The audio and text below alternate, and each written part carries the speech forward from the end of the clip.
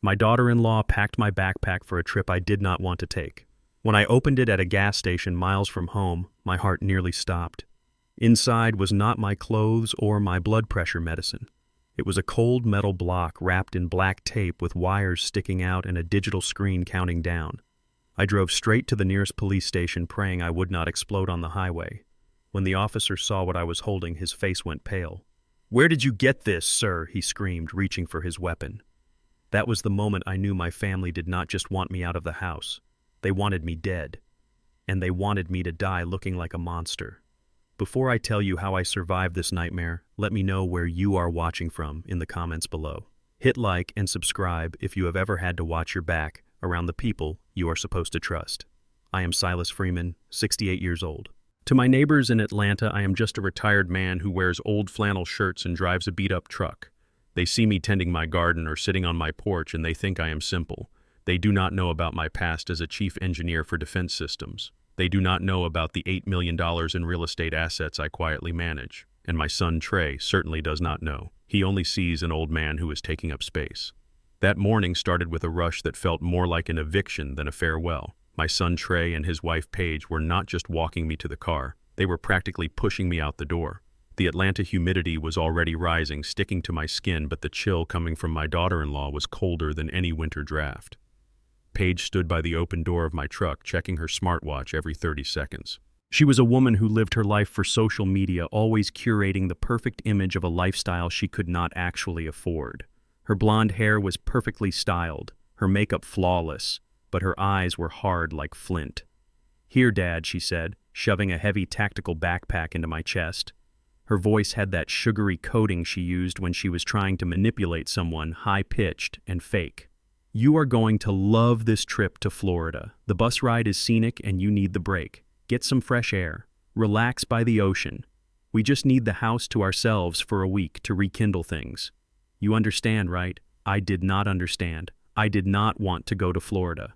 I hated long bus rides, and I was perfectly happy in my own home, the home I had paid for, the home I allowed them to live in, rent-free. But Trey had begged me. He had come to me the night before, wringing his hands, looking at the floor, unable to meet my gaze. He told me their marriage was on the rocks. He told me they needed space. He looked so pathetic, so weak, that I agreed just to stop his whining. I took the backpack. It was startlingly heavy. The straps dug into my hand. I frowned, hefting it up. "Paige, what on earth is in here? It feels like you packed bricks." Trey stepped forward then, but he stayed behind his wife like a child hiding from a storm. He wiped sweat from his forehead, though the morning was not that hot yet. "Oh, it is just some canned goods, Dad," he stammered. "Paige made you some of those mason jar salads you like and packed some heavy-duty water bottles. You know how expensive food is at the rest stops. We wanted to make sure you were taken care of." I looked at my son. I saw the tremor in his hands. I saw the way he shifted his weight from foot to foot. I had raised him to be better than this. I had raised him to be a man of honor. But somewhere along the way, his spine had turned to jelly. He was terrified of losing Paige, terrified of her temper, terrified of being alone. He would do anything, she said, even apparently lie to his father about a heavy backpack. "Just get going," Silas, Paige snapped, dropping the sweet act for a split second before plastering her smile back on. "The bus leaves the terminal in 40 minutes. You do not want to miss it. Traffic downtown is a nightmare. Go." She slammed the truck door shut before I could say another word. As I turned the ignition, I looked in the rearview mirror. They were not waving. They were not smiling. Paige was typing furiously on her phone, and Trey was staring at the back of my truck with a look that I can only describe as mourning. It sent a prickle of unease down my neck, an old instinct from my days working in high-security zones. Something was wrong. The air felt heavy with a threat I could not yet name. I pulled out of the driveway, the heavy backpack sitting on the passenger seat like a silent passenger, and drove toward the highway. I drove for about 30 minutes, the unease growing in my gut like a tumor. My chest felt tight. I told myself it was just stress, just the sadness of being kicked out of my own home by the son I had sacrificed everything for. But then the physical symptoms hit. My vision blurred slightly at the edges. My heart rate spiked. I knew these signs. My blood pressure was climbing. I needed my medication. I realized with a jolt that I had left my pill organizer on the kitchen counter in the rush. But then I remembered Paige saying she had packed everything. Surely she had packed my medicine. She controlled every other aspect of that house. She knew my schedule better than I did.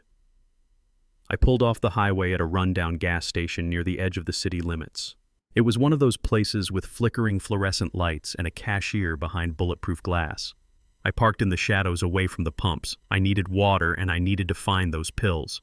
I grabbed the backpack. It was heavy, unnaturally dense. I set it on the passenger seat and unzipped the main compartment. I expected to see clothes. I expected to see the mason jar salads Trey had lied about. I expected to see my toiletries. Instead, I saw darkness. The bag was lined with foam. Nestled tightly inside the foam was not food. It was a metal box, roughly the size of a car battery, cold to the touch. My breath hitched in my throat. I reached in my fingers, brushing against cold steel and rough texture of black electrical tape. I pulled the object out slowly, my mind refusing to process what my eyes were seeing. It looked like something out of a movie, or worse, something out of my old briefing manuals from the Department of Defense. It was a crude metallic device. Wires red and blue snaked out from the main body, connecting to a small digital block on the top, and on that block, bright red LED numbers were glowing. 45 minutes, 44 minutes, 59 seconds. It was counting down. I sat there in the cab of my old truck, the smell of stale coffee and gasoline filling my nose, staring at a bomb. My own son had handed me a bomb. The realization hit me harder than any physical blow. They did not send me on a trip to Florida. They sent me on a one-way trip to oblivion. They wanted me to disappear, and they wanted to make sure there was nothing left of me to bury. The world narrowed down to those ticking red numbers. Fear, cold and sharp, pierced through the shock. I was a black man sitting in a truck in Georgia with an improvised explosive device in his lap. If I called 911 here at a gas station, the panic would be instant. The response would be aggressive. If I threw it out the window and it detonated, I could hurt innocent people. If I tried to disarm it and it was rigged with an anti-tamper switch, I was dead. I had to think. I had to move. The police station. The 4th precinct was only 5 miles down the road. It was my only chance. If I could get it to the professionals, maybe I could explain. Maybe I could survive. I threw the truck into gear, the tires screeching on the asphalt. I drove with one hand on the wheel and one hand hovering over the device, terrified that a bump in the road would set it off. Every red light I ran felt like a gamble with death. Every second that ticked off that clock was a second closer to the end of my life. 40 minutes. I thought about Trey. I thought about the days I taught him to ride a bike. I thought about the nights I stayed up helping him with math homework.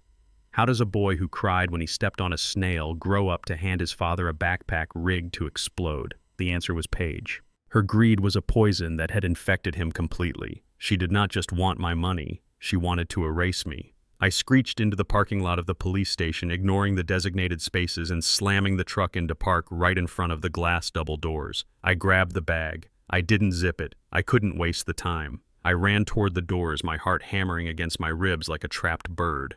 I burst into the lobby. It was quiet, the air conditioning humming. A young white officer was at the front desk looking down at some paperwork. When the doors flew open, his head snapped up.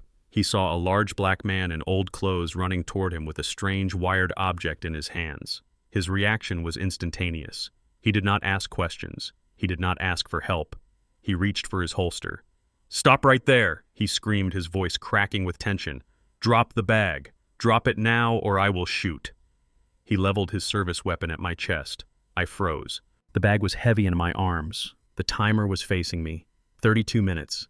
"Officer, please," I yelled, my voice raw. "I found this in my bag. It is counting down. I need help."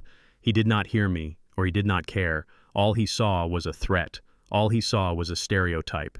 He saw an old black man with a bomb. His finger tightened on the trigger.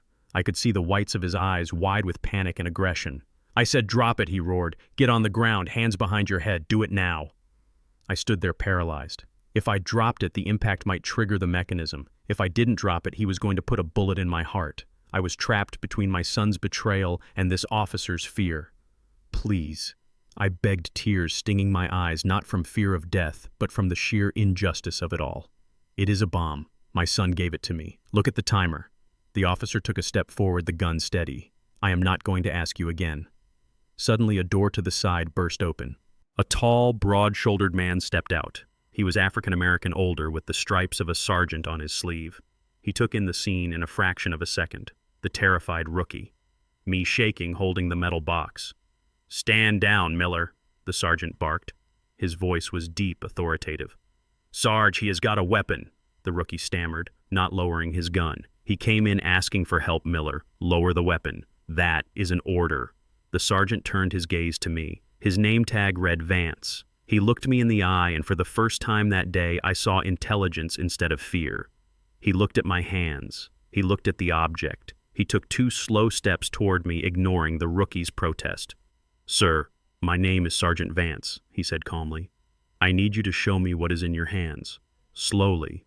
I turned the bag slightly, angling the metal block so he could see the face of it. I showed him the wires. I showed him the clay-like substance packed around the edges. I showed him the red numbers ticking down. 30 minutes.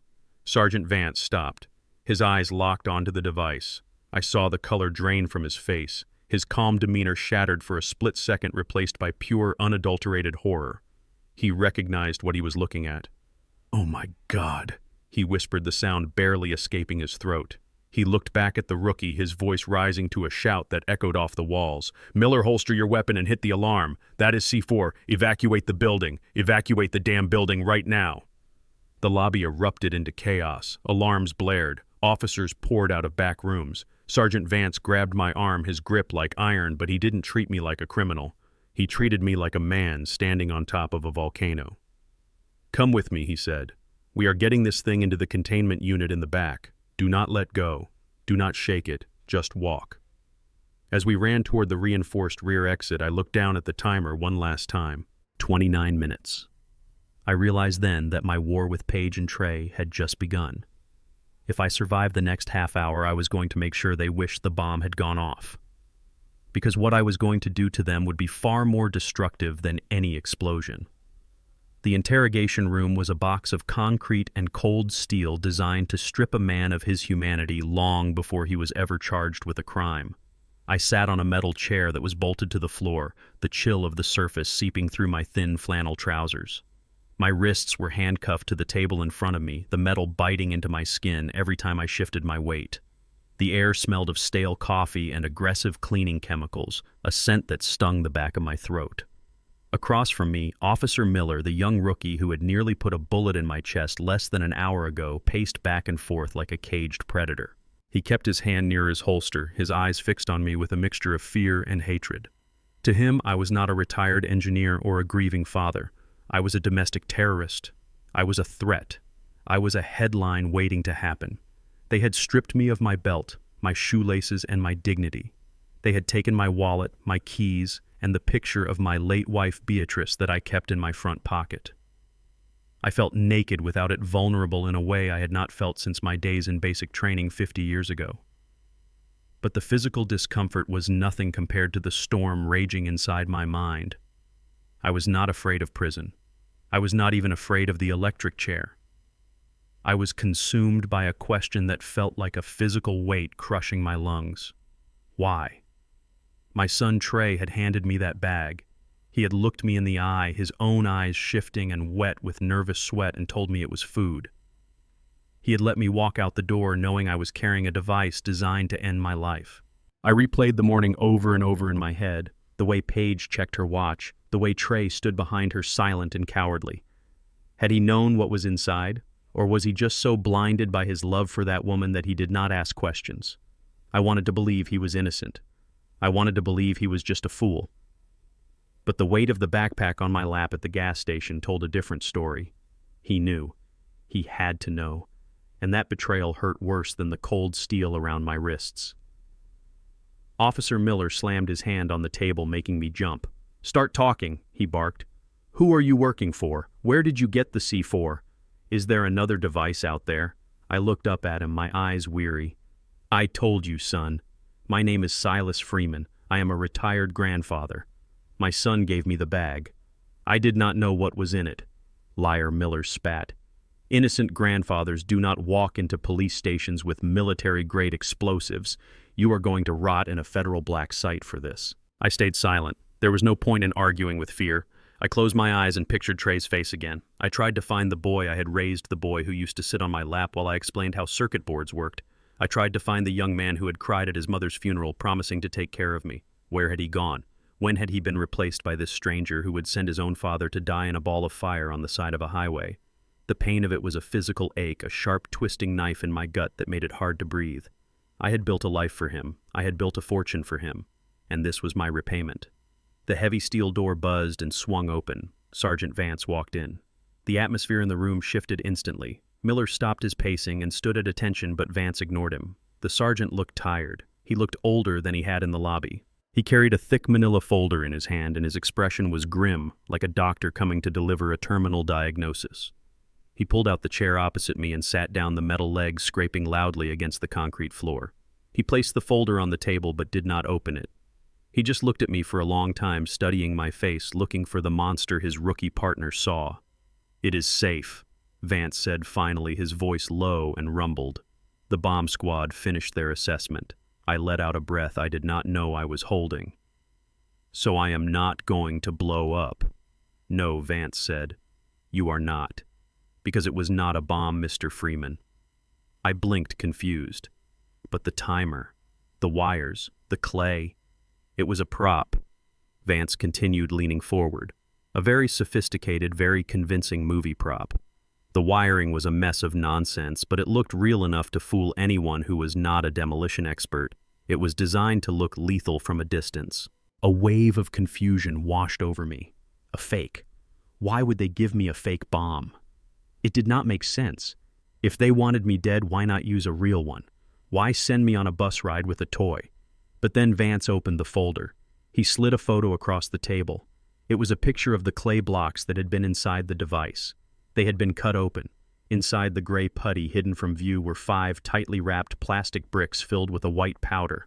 "It was not C4, Silas," Vance said, using my first name for the first time. "It was fentanyl. Pure uncut fentanyl. 5 kilos of it, enough to kill half the population of Atlanta." I stared at the photo, my mind reeling. Drugs. They had packed my bag with drugs. Vance watched me closely, his eyes hard but not unkind. He saw the shock on my face. He saw the genuine horror. He leaned back in his chair and crossed his arms. "Here is what I think happened," Mr. Freeman, Vance said, his voice cold and analytical. "Someone wanted you to die, but they did not want to do it themselves. They rigged a bag to look like a bomb and filled it with enough narcotics to put you away for life 10 times over. They set a timer to panic you. They knew that if a black man your age walked into a police station or a crowded bus terminal holding a ticking device, the police would not ask questions. We would shoot." I felt the blood drain from my face. The realization hit me like a physical blow. It was a setup. It was a suicide by cop trap. Vance continued, his voice relentless. "If Miller here had shot you in the lobby, which he was authorized to do, the headlines tomorrow would have been simple. Elderly drug mule attempts terror attack on police station. You would have died a monster. Your name would have been dragged through the mud. Your assets would have been seized by the state as proceeds of crime. The case would be closed in 24 hours. No murder investigation. No autopsy looking for poison. Just a clean, justified police shooting of a dangerous criminal." I sat back in my chair, the metal handcuffs clinking against the table. It was evil. It was purely diabolically evil. Paige. This had Paige written all over it. She did not just want me dead. She wanted my legacy destroyed. She wanted me to die in shame so that no one would mourn me, so that no one would look too closely at my finances or my sudden demise. She wanted the perfect crime, and she had used the color of my skin and the fear of the police as her weapon. And Trey, my son, he had agreed to this. He had handed me the bag knowing that he was sending me to be slaughtered like an animal. He knew that the police would likely shoot first and search later. He had signed my death warrant with a hug and a mason jar salad. Tears pricked my eyes, hot and angry. The sadness I had felt earlier evaporated, replaced by a cold, hard rage. It started in my chest and spread to my fingertips, steadying my shaking hands. They thought I was a senile old man. They thought I was a relic. They had forgotten who I was before I retired. They had forgotten that I used to build systems that protected this entire country. Vance watched the change come over me. He saw the grief harden into resolve. He tapped the table. We traced the backpack, Silas. "It is clean. No prints except yours and some smudges that belong to gloves. But this much fentanyl does not come from a street corner. This is cartel weight. Whoever set you up has serious connections." Now I need to know. Do you want to make that phone call? He gestured to the phone on the wall. You have the right to call your family, Vance said. If your son gave you this bag, maybe you should ask him why. I looked at the phone. I imagined dialing Trey's number. I imagined hearing his voice, probably feigning worry, probably asking if I had arrived in Florida yet. If I called him, he would know I was alive. He would know the plan had failed. He would panic. Paige would panic. They would run, or they would destroy evidence. Or worse, they would come up with a new lie to tell the police before I could get my story straight. No. Trey Freeman was dead to me. The boy I raised died the moment he zipped up that backpack. The man living in my house was an enemy combatant. I looked at Sergeant Vance. His face was unreadable, but there was a flicker of respect in his eyes. He knew. He knew I wasn't going to call the people who tried to kill me. I am not calling my son, I said, my voice steady and deep, the voice of the man I used to be. Vance raised an eyebrow. Then who? You need a lawyer, Silas. This is federal territory now. I nodded. I do not want a public defender. I need you to dial a number for me. I cannot do it with these cuffs. Vance hesitated, then pulled out his own cell phone. What is the number? I rattled off a number from memory, a number I hadn't dialed in 5 years but had never forgotten. It belonged to the only man in Atlanta who knew exactly who I was and what I was capable of. Vance dialed and put the phone on speaker, holding it out to me.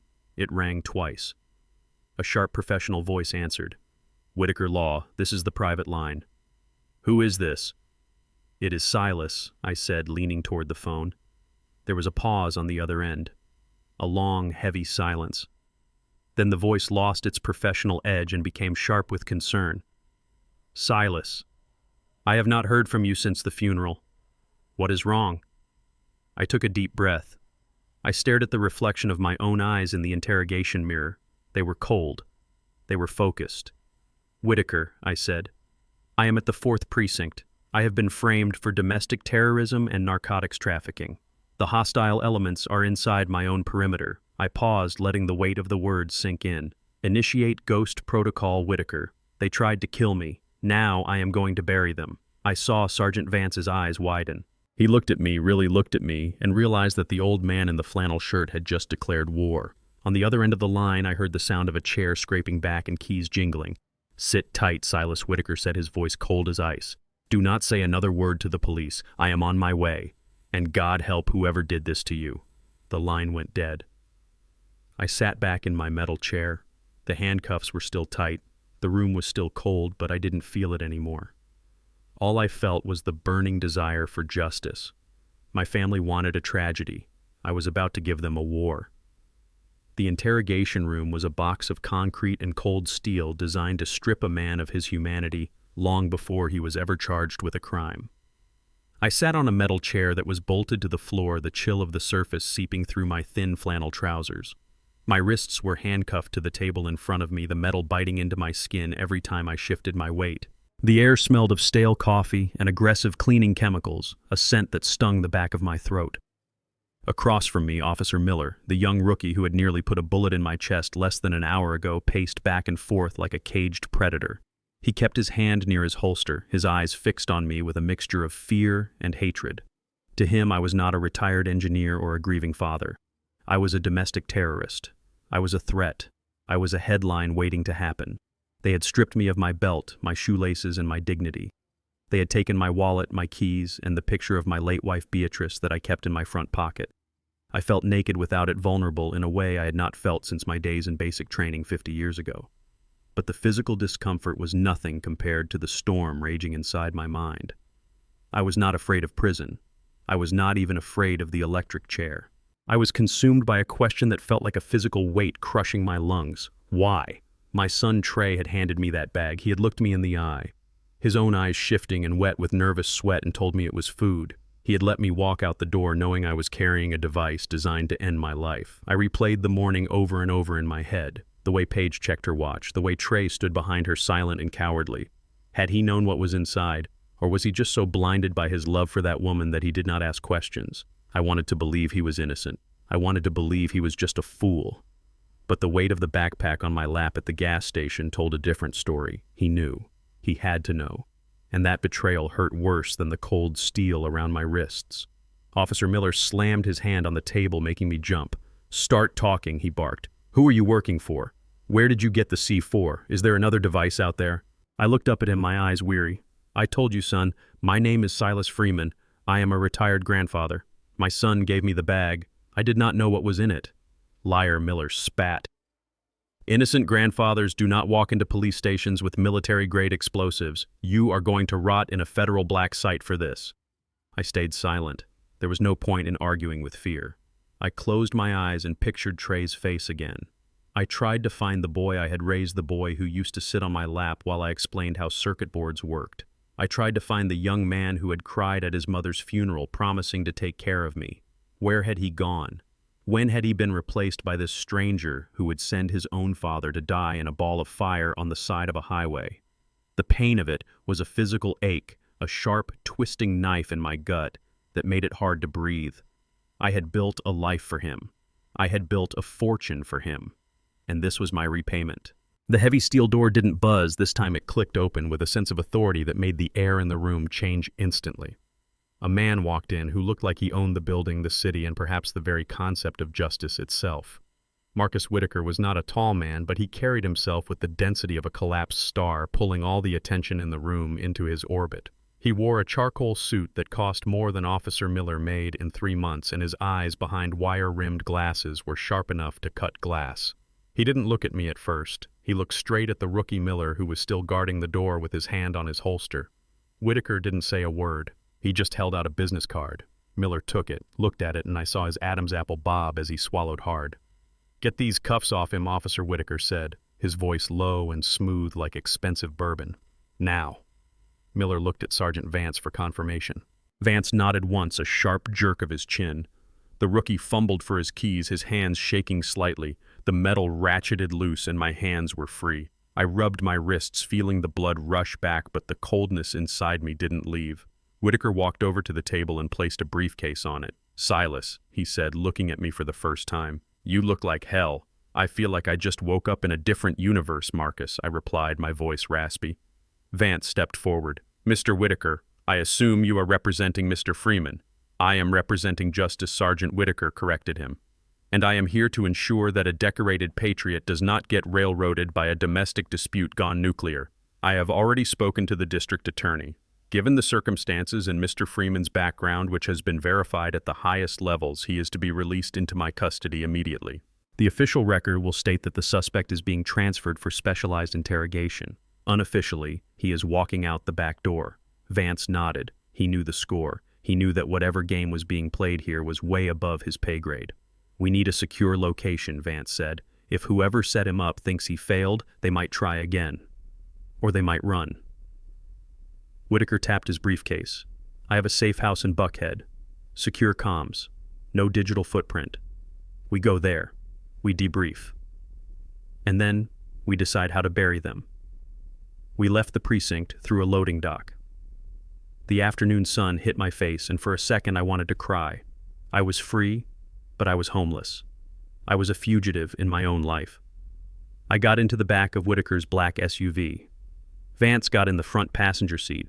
As we drove away from the station, I watched the city of Atlanta roll by. It looked the same as it had this morning, but it felt completely alien. The streets were filled with people going about their lives, trusting their families, believing in the safety of their homes. I envied them. I envied their ignorance. The safe house was a penthouse apartment that smelled of leather and lemon polish.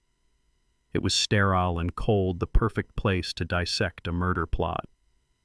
Whitaker poured me a glass of water while Vance set up a secure connection on the large monitor in the living room. I sat on the sofa, my laptop on my knees. My hands hovered over the keyboard. I installed a proprietary surveillance system in my house 5 years ago, I told them. It is a closed-loop system. No cloud storage that can be hacked. It saves directly to a remote server I maintain. My son does not know it exists. Paige definitely does not know. "Open it," Whitaker said, leaning against the wall, his arms crossed. "Let us see what they were doing while you were sleeping." I typed in the encryption key. The screen flickered and then populated with a grid of camera feeds. The living room, the hallway, the kitchen. I scrolled back the timeline to the previous night. 11:42 p.m. I maximized the kitchen feed. The image was crisp in high-definition night vision. It showed my kitchen table, the same table where we had eaten Thanksgiving dinner 5 months ago, but there was no turkey on it now. Paige was sitting at the head of the table. She was wearing blue latex gloves, the kind you buy at a hardware store. Spread out in front of her were wires, a soldering iron blocks of gray modeling clay, and several brick-shaped packages wrapped in heavy plastic. I watched in silence as she worked. Her movements were precise. She wasn't shaking. She wasn't crying. She looked like she was doing a craft project. She was stripping wires and taping them to a digital kitchen timer. Then Trey walked into the frame. My son looked like a ghost. He was wearing his pajamas, his hair messy. He stood by the refrigerator wringing his hands. He looked at the device Paige was building, and then he looked at her. "Are you sure about this?" Paige, I heard him ask through the laptop speakers. His voice was thin, high with anxiety. "What if he gets pulled over? What if he opens the bag?" Paige didn't even look up. She kept taping the fentanyl bricks into the clay. "He will not open it, Trey," she said, her voice calm and terrifyingly steady. "He trusts us. He thinks it is salad. And if he gets pulled over, well, that is just bad luck for him, isn't it?" Trey paced the length of the kitchen. "But the police, they will see the wires. They will think it is a bomb. They might shoot him." Paige stopped working. She looked up at Trey and a slow, cruel smile spread across her face. "That is the point, honey," she said. She picked up the fake bomb, weighing it in her hands. "Think about it. An angry, confused black man in the South gets out of a truck holding this. The cops are not going to ask for ID. They are going to turn him into Swiss cheese." Trey flinched as if she had slapped him. "But Paige," he stammered, "that is my dad." Paige stood up and walked over to him. She put her gloved hands on his shoulders. "That is our ticket out of debt, Trey," she whispered. "Look at this. 5 kilos of fentanyl. If he gets arrested, he goes away for life for trafficking. We play the shocked family who had no idea Grandpa was a drug lord. We sell the house while he is rotting in a cell. But if he gets shot," she trailed off, letting the implication hang in the air. "If he gets shot, it is a tragedy," she continued. "An accidental death. The insurance policy pays out double for accidental death, Trey. $2 million, plus the house, plus whatever he has stashed in those old bank accounts. Win-win." Trey looked at her. He looked at the bomb. I watched my son's face, waiting for the anger, waiting for him to push her away, waiting for him to smash that device and call the police. I prayed for it. I begged the screen for it. Instead, Trey slumped his shoulders. He looked down at the floor. "Make sure the timer is loud," he mumbled. "I do not want him to suffer. I want it to be quick." Paige kissed him on the forehead. "You are doing the right thing, baby. Go to bed. I will finish packing his bag." The screen went black as I slammed the laptop shut. The silence in the penthouse was absolute. I could hear the hum of the refrigerator in the next room. I could hear the traffic 10 stories down. But mostly, I could hear the sound of my own heart breaking into a million jagged pieces. It wasn't just Paige. It was Trey. He hadn't been tricked. He hadn't been coerced. He had looked at the options, prison or death, and he had chosen death for his father because it paid better. He had requested a loud timer as an act of mercy. I felt a tear slide down my cheek, but it was cold. It felt like ice water. I wiped it away slowly. That was the last tear I would ever shed for Trey Freeman. Whitaker walked over and poured a generous amount of amber liquid into a glass. He slid it across the table to me. "Drink," he said softly. I stared at the glass. I didn't want to drink. I wanted to scream. I wanted to drive back to my house and burn it to the ground with them inside. But that was what the old Silas would do. The emotional Silas. The father. The father was dead. He died the moment Trey asked for a loud timer. I looked up at Sergeant Vance. He was standing by the window looking out at the city, his face grim. He had seen a lot of evil in his time on the force, but watching a son sign his father's death warrant was something different. "Vance," I said, my voice sounding strange to my own ears. It was deeper, empty. "Yes," Silas Vance turned.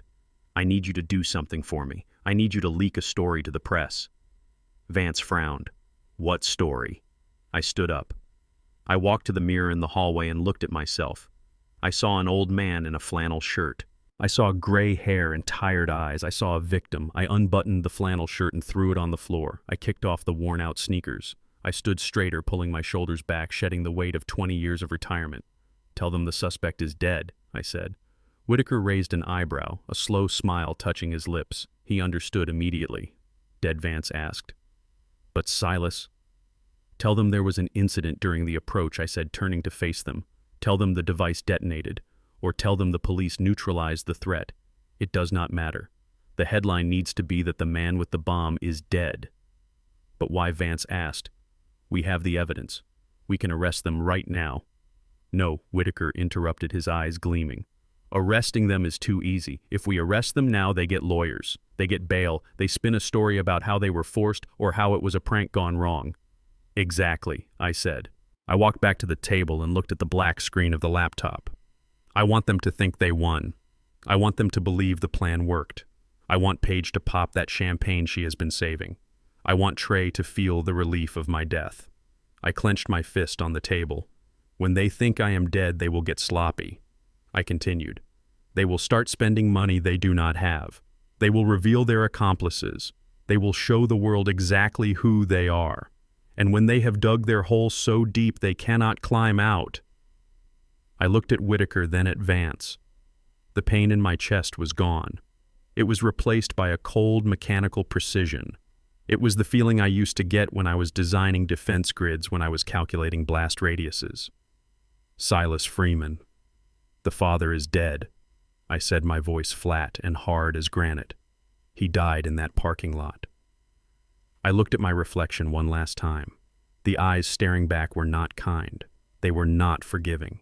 They were the eyes of a man who had nothing left to lose. From now on, I said, there is only the Punisher, and I am going to bring their whole world crashing down. Whitaker picked up his phone.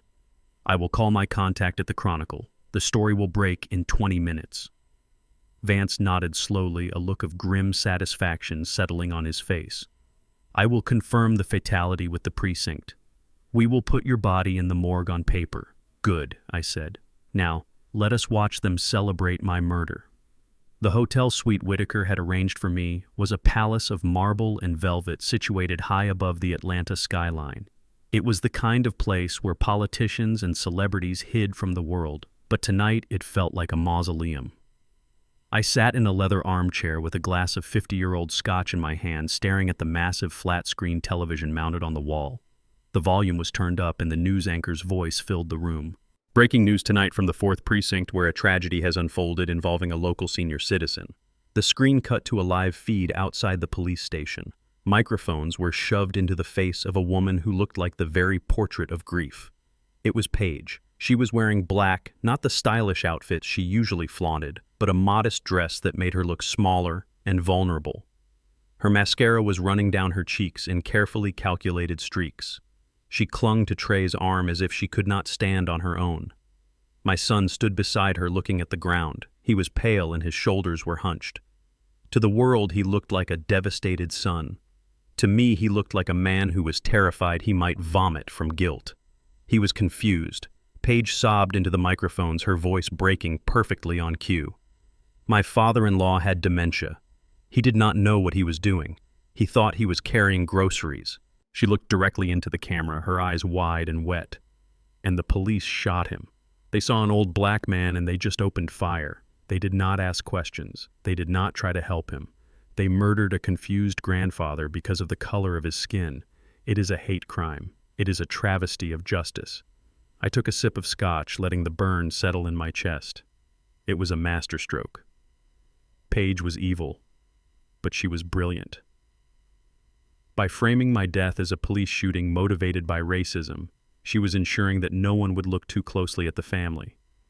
The media would focus on the police. The community would be outraged at the system. And amidst the chaos and the protests she hoped to start, she would quietly collect the insurance money and disappear. She was using my identity and the very real pain of my community as a shield for her greed. I watched Trey. I waited for him to speak. I waited for him to say that his father did not have dementia. I waited for him to say that the police had nothing to do with the bomb in the bag. But he just stood there silent and compliant. He was a prop in her play, a useful idiot. The news anchor cut back to the studio, shaking her head in performative sadness. A heartbreaking story developing in downtown Atlanta. We will have more on this as details emerge. I muted the television. The silence that rushed back into the room was heavy. I set my glass down on the coaster. I did not want to drink anymore. I wanted to see what was happening behind the curtain. I opened my laptop again and reconnected to the secure server. The feed from my house popped up. It was live. The timestamp showed that they had just returned from the press conference. The front door opened. Paige walked in first. The moment the door clicked shut, the grieving widow act evaporated like mist in the sun. She kicked off her heels, sending them skidding across the hardwood floor. She let out a long, loud breath and rolled her neck. "Did you see me?" she asked, her voice bright and excited. I was amazing. I almost believed myself. Trey walked in behind her, closing the door and leaning against it. He looked sick. "Paige," he said, his voice trembling, "this is getting out of control. You blamed the cops. You started a riot." Paige walked over to the liquor cabinet, my liquor cabinet, and pulled out a bottle of Dom Perignon that I had been saving for my 70th birthday. "Oh, stop it, Trey," she snapped, popping the cork with a loud bang that made Trey flinch. "It is a narrative. People love a narrative. It keeps the heat off us. If everyone is looking at the police department, nobody is looking at the backpack. Nobody is looking at the life insurance policy." She poured 2 glasses of champagne and shoved one into Trey's hand. "Drink up, baby," she said, clinking her glass against his. "We did it. The old man is gone. The problem is solved. We are rich." Trey stared at the bubbling liquid. He didn't drink. He just looked at her with wide, terrified eyes. "Is he really gone?" he whispered. "Dead as a doornail," Paige said, taking a long swallow. "I heard the scanner app on the way home. Suspect neutralized. That means headshot honey. No open casket. No questions." She started dancing around the living room, twirling with the champagne glass. It was a grotesque celebration. A victory lap over my grave. I watched my hands gripping the edge of the hotel desk so hard my knuckles turned white. Then she stopped. Her eyes fell on the mantel above the fireplace. It was covered in framed photos. Pictures of me, pictures of Trey growing up, and pictures of Beatrice, my late wife. You know what she said, her voice turning hard. "I never liked this room. It smells like old people. It smells like failure." She walked over to the mantel. She picked up a framed photo of Beatrice and me on our wedding day. It was my favorite photo. Beatrice looked so beautiful, so full of hope. Trey watched her frozen. Paige looked at the photo and sneered. "Goodbye, Martha Stewart," she said, mocking my wife. She threw the photo into the trash can by the sofa. The glass shattered. I flinched as if she had thrown a rock at me. That was Beatrice. That was the woman who had welcomed Trey into our home when no one else wanted him. Paige did not stop there. She began moving through the room like a tornado. She grabbed my collection of jazz vinyls, rare pressings I had collected since the 70s, and tossed them onto the floor like garbage. "We are selling all of this," she declared, "or burning it. I want new furniture. I want white leather. I want this place to look like a mansion, not a museum." She walked over to the display cabinet where I kept Beatrice's porcelain collection. These were not expensive things, but they were precious to my wife. She had loved them, Trash Paige said, sweeping her arm across the shelf. The porcelain crashed to the floor, shattering into 1,000 pieces. "Stop it!" Trey yelled, finally stepping forward. "That was Mom's stuff." Paige spun around, her eyes blazing. "She is not your mom, Trey. She is dead, and now your dad is dead. And do you know why? Because we did what had to be done. So do not get sentimental on me now. This is our house. This is my house, and I am clearing out the junk." She kicked a piece of broken porcelain toward him. "Now help me or get out." Trey looked at the broken pieces of his mother's memory. He looked at his wife. For a second, I thought he would hit her. I thought he would finally find his backbone, but he didn't. He slumped his shoulders, defeated. He put his champagne glass down and bent to pick up a trash bag. "Okay," he whispered. "Okay, Paige." I closed my eyes, unable to watch anymore. The betrayal was absolute. He wasn't just killing me, he was erasing us. He was letting this woman wipe the Freeman name off the face of the earth. I opened my eyes and looked at the laptop screen one more time. Paige was laughing again, drinking more champagne while she threw my books into a pile. I needed to understand why. I knew they were greedy. I knew they were selfish. But this level of desperation, this rush to liquidate my life within hours of my supposed death, it spoke of something else. Greed is patient. Panic is fast. They were panicked. I minimized the camera feed and opened a new browser window. I was not just a retired old man. I was a man who had built firewalls for the Pentagon. I knew how to find information that people thought was hidden. I started with Paige. I pulled up her social security number, which I had from when I co-signed their car loan years ago. I ran a deep credit check, bypassing the usual consumer portals and diving into the raw data streams used by lenders. The screen filled with red ink. Paige Vance was not just broke, she was drowning. She had 18 credit cards, all maxed out. She had personal loans from predatory lenders with interest rates that should be illegal. But that wasn't the smoking gun. I scrolled down to the property records, my heart hammered against my ribs. 3 months ago, a lien had been placed on my house. I stared at the screen, trying to make sense of it. The house was paid off. I had paid the mortgage in full 10 years ago. There should be no liens. I dug deeper, accessing the digital records of the county clerk. I found the document. It was a second mortgage, a high-risk short-term loan for $500,000 secured against the equity of my home. And at the bottom of the document was a signature. Silas Freeman. It was a good forgery. It looked almost exactly like my hand. But I had not signed it. I checked the date of the loan. It was dated 90 days ago. I checked the repayment terms. It was a balloon loan. The entire principal plus interest was due in full in exactly 3 days. If the money was not paid, the lender would seize the house. I sat back in the hotel chair, the pieces of the puzzle falling into place with a sickening click. Paige had forged my signature to borrow $500,000. She had likely spent it all on gambling or debts I hadn't found yet. And now the bill was due. She didn't have the money. If I was alive when the bank came to foreclose, I would find out about the fraud. I would go to the police. She would go to prison. But if I died before the due date, the life insurance policy would pay out. The accidental death rider on my policy was worth $2 million. It would pay off the loan, save the house, and leave them with $1.5 million in cash. That was why today. That was why the bomb. That was why the rush. They were not just greedy, they were on a deadline. I looked back at the camera feed. Paige was holding up one of my old flannel shirts, mocking it, pretending to be a scarecrow, while Trey watched miserably. She thought she had won. She thought the insurance money was a guarantee. She thought the house was hers. She did not know that the man she thought was dead was currently looking at her bank fraud.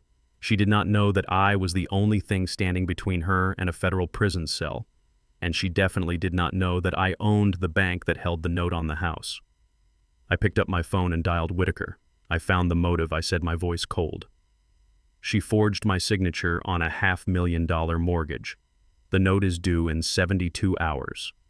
Whitaker whistled low on the other end. That is a felony, Silas. That is fraud, wire fraud, and identity theft. It is leverage. I corrected him. Whitaker, I want you to buy that debt. Silas Whitaker warned. Do not argue with me. Buy the debt from the lender. Use the shell company. I want to be the one who holds the paper on that house. When they miss the payment, I do not want a bank to foreclose. I want to be the one who evicts them. I could hear Whitaker typing furiously. Consider it done, he said. I will have the papers transferred by morning. You will own their debt, Silas. You will own them. I hung up the phone. On the screen, Paige was pouring another glass of champagne, toasting to the empty room. Cheers, old man, she laughed. Thanks for the payday. I raised my own glass of scotch to the screen. Cheers, Paige, I whispered. Enjoy the party, because the hangover is going to kill you. The digital clock on the hotel wall read 2 a.m, but sleep was a luxury I could no longer afford. I sat in the dark, illuminated only by the cold blue glow of my laptop screen, watching the live feed from my living room. The celebration had died down into a sloppy silence. Paige was sprawled on my leather sofa, surrounded by the debris of my life she had destroyed. Trey was sitting on the floor, his head in his hands, looking like a man who had just realized he sold his soul for a price that was too low. Then the doorbell rang. It was a sharp, intrusive sound that cut through the silence of the house. Trey jumped, his eyes wide with panic. He looked at the door, then at Paige. "Who is that?" he whispered, his voice trembling. "Is it the police? Did they find out?" Paige did not look worried. She looked excited. She sat up, smoothing her hair and checking her reflection in the darkened window. "Open the door, Trey," she commanded. Trey hesitated. I watched my son scrutinize the door as if a monster were waiting on the other side. In a way, he was right. He walked over slowly and unlocked the deadbolt. A man stepped inside. He was white, tall, and dressed in a suit that was too shiny and too tight. He had the kind of face you see on billboards for personal injury lawyers or used car lots, the kind of face that smiles while the eyes calculate exactly how much you are worth. This was Brad. I did not know his name yet, but I knew his type. He radiated a slimy confidence that made my skin crawl even through a screen. Brad did not look at Trey. He walked right past him as if my son were a piece of furniture. He went straight to the sofa where Paige was waiting. She stood up and threw her arms around his neck. They kissed. It was not a friendly greeting. It was deep, passionate, and possessive. It was the kind of kiss you give someone when you own them. I looked at Trey. I waited for the explosion. I waited for him to grab this intruder and throw him out. I waited for him to demand to know why another man was kissing his wife in his father's house on the night of his father's death. But Trey did nothing. He stood by the open door, his hand still on the knob, watching them. He looked away. He looked at his feet. He looked at the wall. He looked anywhere but at the betrayal happening 5 feet away from him. "Hey, baby," Brad said, pulling away from Paige but keeping his arm around her waist.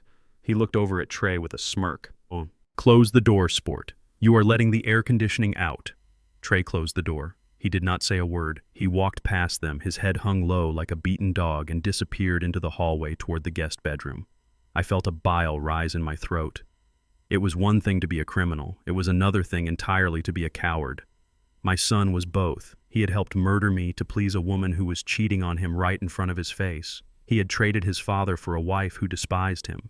The shame I felt was not for me, but for him. I had raised him to be strong. I had raised him to have dignity. Seeing him slink away into the shadows while another man took his place in the center of his home was more painful than the thought of the bomb itself. I leaned closer to the screen, turning up the volume. With Trey gone, the dynamic in the room changed. Paige and Brad sat down on the sofa. Brad put his feet up on my coffee table, his expensive loafers scuffing the wood.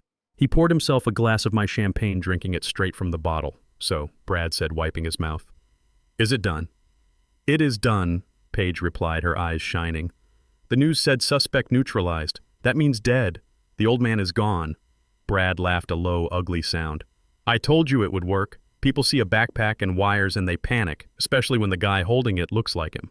I froze. This man was the architect. "Where did you get the stuff?" Paige asked, leaning into him. "The powder. It looked so real." "It was real, babe," Brad said casually. "That was pure fentanyl. I got it from a contact in Miami. Cost me a favor, but it was worth it." He paused, looking around the room. "And the wiring," he continued. "Did you follow my diagram?" "To the letter," Paige said. "I used the clay just like you showed me." Trey almost puked watching me do it, but he held the flashlight. Brad snorted. "Trey, that guy is useless. I do not know how you stand him." "I have to stand him for a few more days," Paige said, rolling her eyes. "We need his signature on the insurance claim forms. Since he is the direct beneficiary, he has to sign off before the funds can be released to the joint account." "And once the money hits the bank," Brad asked, taking another swig of champagne. Paige smiled. It was a smile devoid of any warmth, a predator looking at prey. "Once the check clears, he is out," she said. "I am done with him, Brad. He is weak. He is whiny. He cries about his dad every 5 minutes. It is exhausting." Brad reached into his jacket pocket and pulled out a thick envelope. He tossed it onto the table on top of the debris of my shattered life. "I had the boys downtown draw these up," he said. "Divorce papers, full custody of the assets. We file the day the insurance money lands. We cite emotional distress and irreconcilable differences. With the old man dead and Trey looking like a grieving mess, the courts will give you everything." Paige picked up the envelope, running her fingers over it like it was made of gold. "You are amazing," she purred. "And the house." "The house is prime real estate," Brad said, looking around. "We flip it. I have a developer lined up who wants the land. We bulldoze this old thing and put up condos. We take the insurance money, we take the sale money, and we move to the coast, just you and me." And Trey, Paige asked. Brad shrugged. "Who cares? Let him rot in a studio apartment. Or better yet, maybe he has an accident too. Grief makes people do crazy things right. Maybe he takes too many sleeping pills." Paige laughed. "I would not be surprised. He is so pathetic he might just do it to save us the trouble." I sat in my hotel room, the silence deafening. I was witnessing a conspiracy to destroy what was left of my family. They were planning to strip Trey of everything: his inheritance, his home, his marriage. They were even joking about his suicide. A normal father would feel a surge of protective instinct. A normal father would want to rush in and save his son from these wolves. I looked at the screen expecting to feel that urge, expecting to feel the need to call Trey and warn him, to tell him to run, to tell him that his wife was a monster and her lover was a parasite. But I felt nothing. I looked at the hallway where Trey had disappeared. He was in there probably crying, probably telling himself he had no choice.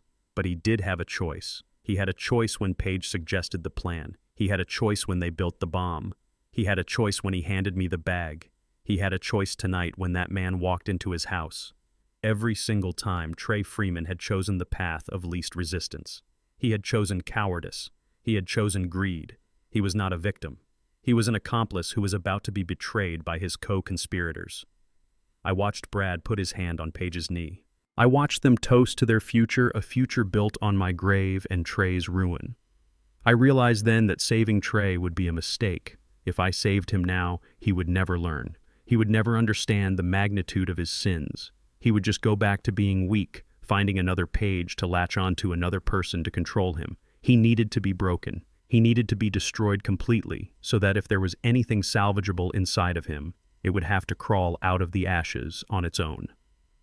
"I am not going to warn him," I said aloud to the empty hotel room. My voice was calm. It was the voice of a judge passing sentence. I picked up my phone and sent a text to Whitaker. "Update the file," I typed. "The hostel has a partner. Name is Brad, possibly in real estate or development. He supplied the narcotics. They are planning to liquidate the assets and divorce my son as soon as the payout occurs." I watched the screen as Paige opened the envelope and began reading the divorce papers, a look of triumph on her face. "Let them eat each other," I whispered. I leaned back in the chair, sipping my scotch. I would let the insurance claim proceed. I would let them think the money was coming. I would let Paige file for divorce. I would let Trey realize that he had murdered his father for a woman who despised him. And when he was standing in the ruins of his life with nothing left but his guilt, that is when I would reveal myself. That is when I would show him that his father was not only alive, but was the one holding the hammer that smashed his world to pieces. I watched them for another hour. I watched them plan their new life. I watched them mock my furniture. I watched them laugh. Laugh while you can, I thought, because the bill is coming due, and the interest rate is going to be hell. The offices of Sovereign Mutual Insurance were located on the 35th floor of a glass tower in downtown Atlanta. It was a place of quiet power filled with the soft hum of computers and the rustle of expensive paperwork. I was not there in person, of course. I was a dead man. But thanks to Whitaker, I had eyes and ears inside the room. He had arranged for the claims adjuster, a man named Mr. Henderson, to wear a wire. Henderson was an old friend of Whitaker's, a man who despised fraud as much as I did. I sat in my hotel suite, my laptop open, listening to the live audio feed as my son and his wife tried to cash in on my murder. Paige had dressed for the occasion. Even through the audio, I could hear the rustle of her mourning clothes. She was playing the role of the devastated widow to perfection. She spoke in a hushed, trembling voice, dabbing at imaginary tears. "We just want to bring this chapter to a close," Mr. Henderson, Paige said. "My husband is distraught. His father was his whole world. The financial burden of the funeral and the outstanding bills is just too much. We need to access the policy funds immediately to settle his affairs." I heard the click of a pen. I imagined Henderson looking at them over the rim of his glasses. "I understand your grief, Mrs. Freeman," Henderson said, his voice calm and professional. "And we certainly want to help. Mr. Freeman held a very substantial policy with us, including a double indemnity clause for accidental death. $2 million is a significant sum." There was a pause. I could practically hear Paige holding her breath. I could feel the greed radiating off her. However, Henderson continued, his tone shifting slightly. "There is a complication." "What complication?" Paige snapped, her voice losing its tremble instantly. "The police report said he was shot. That is accidental death. He was a victim." "That is correct," Henderson said. "But the police report also mentions a significant quantity of narcotics found on his person, specifically fentanyl." There was a silence in the room, a heavy, suffocating silence. So what Paige said, her voice hard now. He was confused. He did not know what he was carrying. "That does not void the policy. It does not void it, no." Henderson agreed. but it triggers a mandatory investigation. Whenever narcotics are involved in a claim of this size, federal regulations require us to suspend payment pending a full review. We need to determine if Mr. Freeman was involved in criminal activity. If he was, the policy is null and void. I smiled in my hotel room. It was a beautiful, bureaucratic trap. Investigation, Trey spoke up for the first time. His voice was shaky. How long will that take? 30 to 60 days, Henderson replied. Minimum. We have to wait for the official toxicology reports and the conclusion of the police investigation into the source of the drugs. Until then, the funds are frozen. 30 days, Paige shrieked. The facade of the grieving daughter-in-law shattered completely. We do not have 30 days. We have bills due now. We have a mortgage. We have funeral costs. You cannot do this to us. I am afraid my hands are tied, ma'am, Henderson said coldly. It is company policy. I suggest you go home and wait for our call. Do not call us. We will contact you when the investigation is complete. I heard the sound of a chair being shoved back violently. This is bull, Paige yelled. You are trying to screw us. My lawyer will hear about this. You are welcome to have your legal counsel contact our legal department, Henderson said, sounding bored. Good day. The audio feed cut out as they stormed out of the office. I took a sip of water. Phase 1 was complete. They had counted on that money hitting their account within 48 hours. They needed it to pay off the forged mortgage before the bank seized the house. Now they were staring down the barrel of a 60-day wait. And they didn't have 60 days. They didn't even have 60 hours. I switched back to the surveillance feed from my house. It took them 20 minutes to get home. When they walked through the door, Paige was no longer pretending to be sad. She was a hurricane of rage. She threw her purse across the room. It smashed into a lamp, knocking it over. 30 days, she screamed, pacing back and forth in the living room. 30 days. We are dead, Trey. We are literally dead. Trey stood by the door looking like a man who was watching his life burn down. Maybe we can ask for an extension on the loan, he suggested weakly. Maybe if we explain about the insurance, explain what Paige spun on him, her eyes wild. Explain that we forged your dead father's signature. Explain that we are waiting on blood money. The loan shark does not care about insurance claims, Trey. He cares about his money, and he wants it by Friday. Loan shark. The words hung in the air. I leaned closer to the screen. I knew about the forged mortgage, but I didn't know the lender was connected to organized crime. That explained the desperation. That explained why Brad was involved. Who is it? Paige Trey asked. Who do we owe? Paige stopped pacing. She ran her hands through her hair, ruining her perfect funeral bun. It is Jimmy the Vulture Scarpelli, she whispered. Brad set it up. I borrowed 50 grand from him to pay off my online gambling debts last month. I told him I would pay him back double when the insurance came in. If he does not get his 100 grand by Friday, he is going to send guys to break my legs. And then he is going to take the house. Trey stared at her, his mouth open. 50 grand. You gambled 50 grand. I was on a losing streak, Paige spat. It does not matter now. What matters is that we need cash. Today. She looked around the room, her eyes darting from object to object. We sold the vinyls. We sold the silver. It is not enough. She looked at Trey. A dark, calculating look came over her face. We need another loan, she said. No, Trey said, backing away. No more loans. We are already drowning. We have equity, Paige said, stepping toward him. The house is worth $800,000. The forged mortgage is only for $500. We have $300,000 in equity sitting right here. We get a hard money loan, a bridge loan, just enough to pay off Scarpelli and keep the mortgage afloat until the insurance check clears. Trey shook his head. No bank will touch us. My credit is shot. Yours is worse. Not a bank, Paige said. A private lender. There are places in the city. High interest, no questions asked. They lend against the asset, not the borrower. Since you are the sole heir, you can sign for it. Me, Trey squeaked. Yes, you, Paige said, grabbing his lapels. You are the man of the house now, Trey. You have to step up. If you do not get this money, Scarpelli is going to hurt me. Do you want that? Do you want them to hurt your wife? Trey looked at her. He looked at the fear in her eyes mixed with the manipulation. He was weak. He had always been weak. He loved her more than he loved his own dignity, more than he loved me. Where do I go? He whispered. Paige pulled a card from her pocket. Brad gave me this. It is a place called Apex Lending. It is downtown. Go there. Take the deed. Tell them you need 100,000 cash. Sign whatever they put in front of you. Just get the money. Trey took the card. His hands were shaking. He looked like a man walking to the gallows. I have to do this, he said more to himself than to her.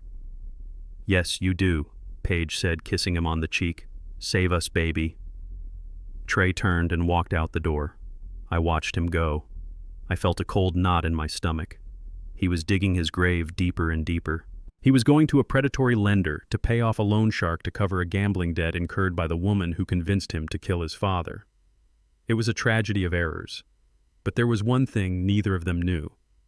Apex Lending did not exist. Or rather, it did not exist as an independent entity. It was a shell company, a holding firm I had set up 10 years ago to manage high-risk real estate acquisitions. It was a dark pool of capital I used for aggressive takeovers, and I was the CEO. I picked up my phone and dialed the number for the manager at Apex, a man named Mr. Stone. He was not a criminal, but he was a man who followed orders without question. Stone it is, Freeman, I said. Mr. Freeman Stone answered, his voice surprised. I heard the news. I thought, do not believe everything you see on TV, Stone. I am very much alive. Listen to me carefully. A man named Trey Freeman is going to walk into your office in about 20 minutes. He is my son. I paused. He is going to ask for a hard money loan against my property at 1422 Oak Street. He wants $100,000. There was a silence on the line.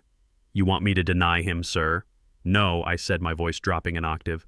I want you to approve him. Give him the worst terms you have legally available. High interest. Weekly payments. And put a clause in the contract. An acceleration clause. If he misses a single payment by even 1 hour, the lender has the right to seize the property immediately and evict the occupants without court order.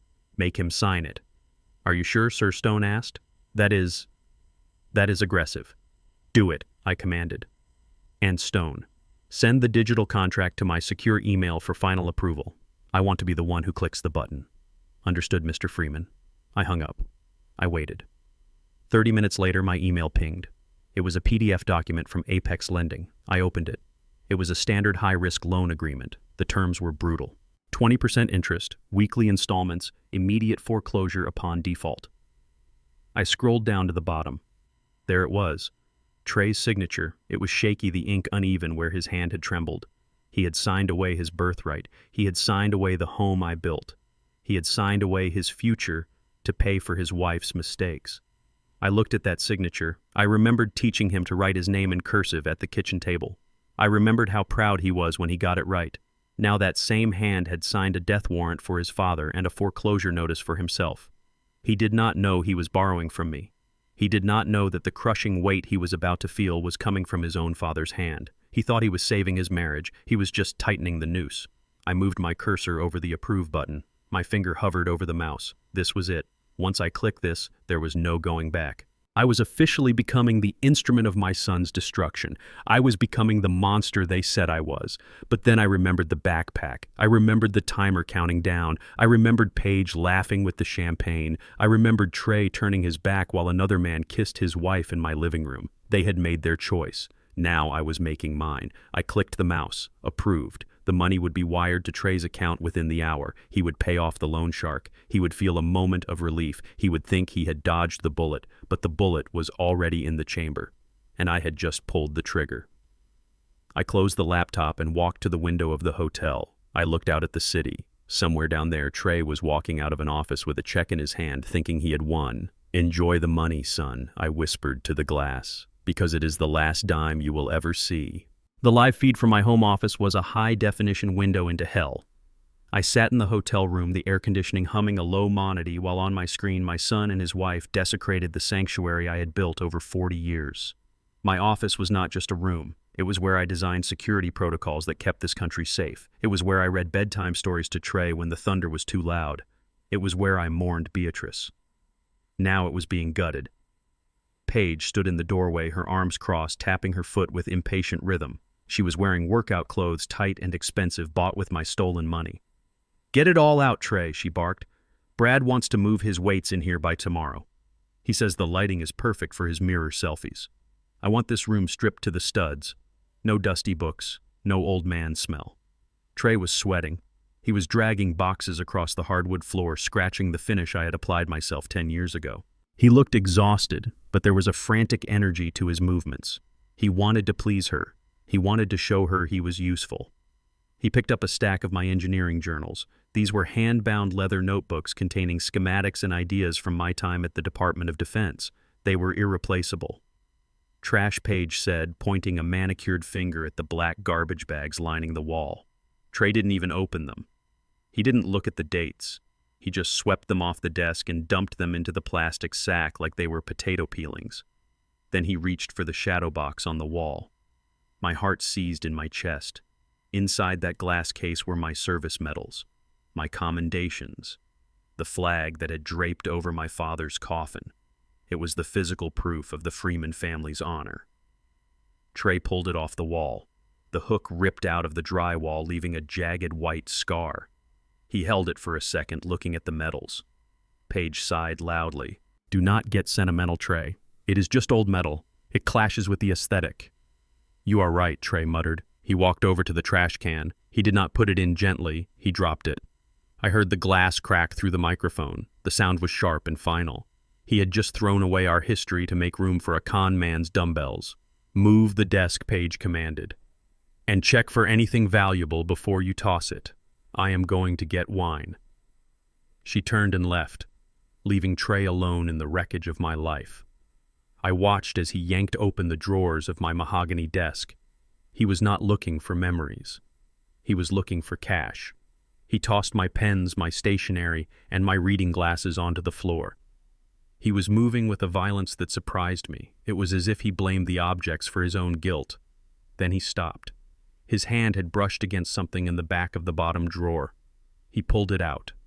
It was a worn, leather-bound book. My personal diary. I held my breath. I had started writing in that diary the day we brought Trey home from the adoption agency. He was 2 years old, scared and silent. I wrote in that book every day for 18 years. It contained my hopes for him, my fears, the nights I stayed up praying he would have a good life, the pride I felt when he graduated high school.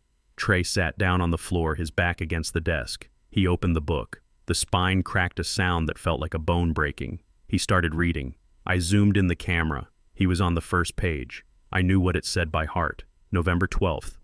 "Today we brought our son home. He is so small. He holds my finger like he is afraid I will let go. I promise you, God, I will never let go. I will give this boy the world." I watched Trey's face. I waited for the tears. I waited for the realization of how much he was loved. I waited for the shame to wash over him. Instead, a sneer curled his lip. He let out a short, harsh laugh. "Listen to this garbage," he muttered to the empty room. "I will give this boy the world." "Yeah, right. You gave me rules. You gave me expectations." He flipped forward, skimming through the years of my devotion. August 4th. "Trey struggled with math today. I know he is frustrated. I need to be patient. I need to guide him, not push him. He is destined for great things." Trey scoffed. "Guide me. You controlled me. You judged me. Old controlling bastard. You never thought I was good enough." He wasn't reading with love. He was reading with resentment. He was twisting my words, my prayers, into evidence of his own victimhood. He saw my guidance as oppression. He saw my support as a burden. He reached into his pocket and pulled out a lighter and a pack of cigarettes. He wasn't supposed to smoke in the house. Beatrice hated it. I hated it. He lit a cigarette, taking a deep drag, blowing the smoke directly at the camera lens as if he knew I was watching. Then he did the unthinkable. He ripped the page out of the diary. The sound of the paper tearing was loud in the quiet room. He held the corner of the page to the flame of his lighter. I watched the ink darken and curl. I watched my promise to God burn. "Control this old man," Trey whispered. He dropped the burning page into the metal wastebasket. Then he ripped out another, and another. He fed the fire with my memories. He fed the fire with my love. I sat in the hotel room, my hands trembling. I wasn't angry anymore. I was cold.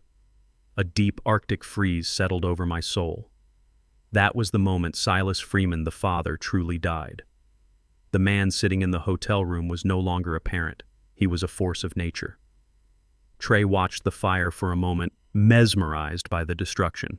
Then he turned back to the diary. He flipped to the very last page. I had written an entry there just 3 days ago, knowing he might find it. He stopped. He squinted at the page. "What is this?" he mumbled. He held the book closer to the light. On the last page, amidst a fake entry about feeling tired and confused, I had written a sequence of numbers, 10 to 24, A500. Trey's eyes widened. He scrambled up from the floor, the diary clutched in his hand. He looked around the room frantically. His eyes landed on the large oil painting of the landscape that hung behind the desk. "I knew it," he hissed. "I knew he had a stash."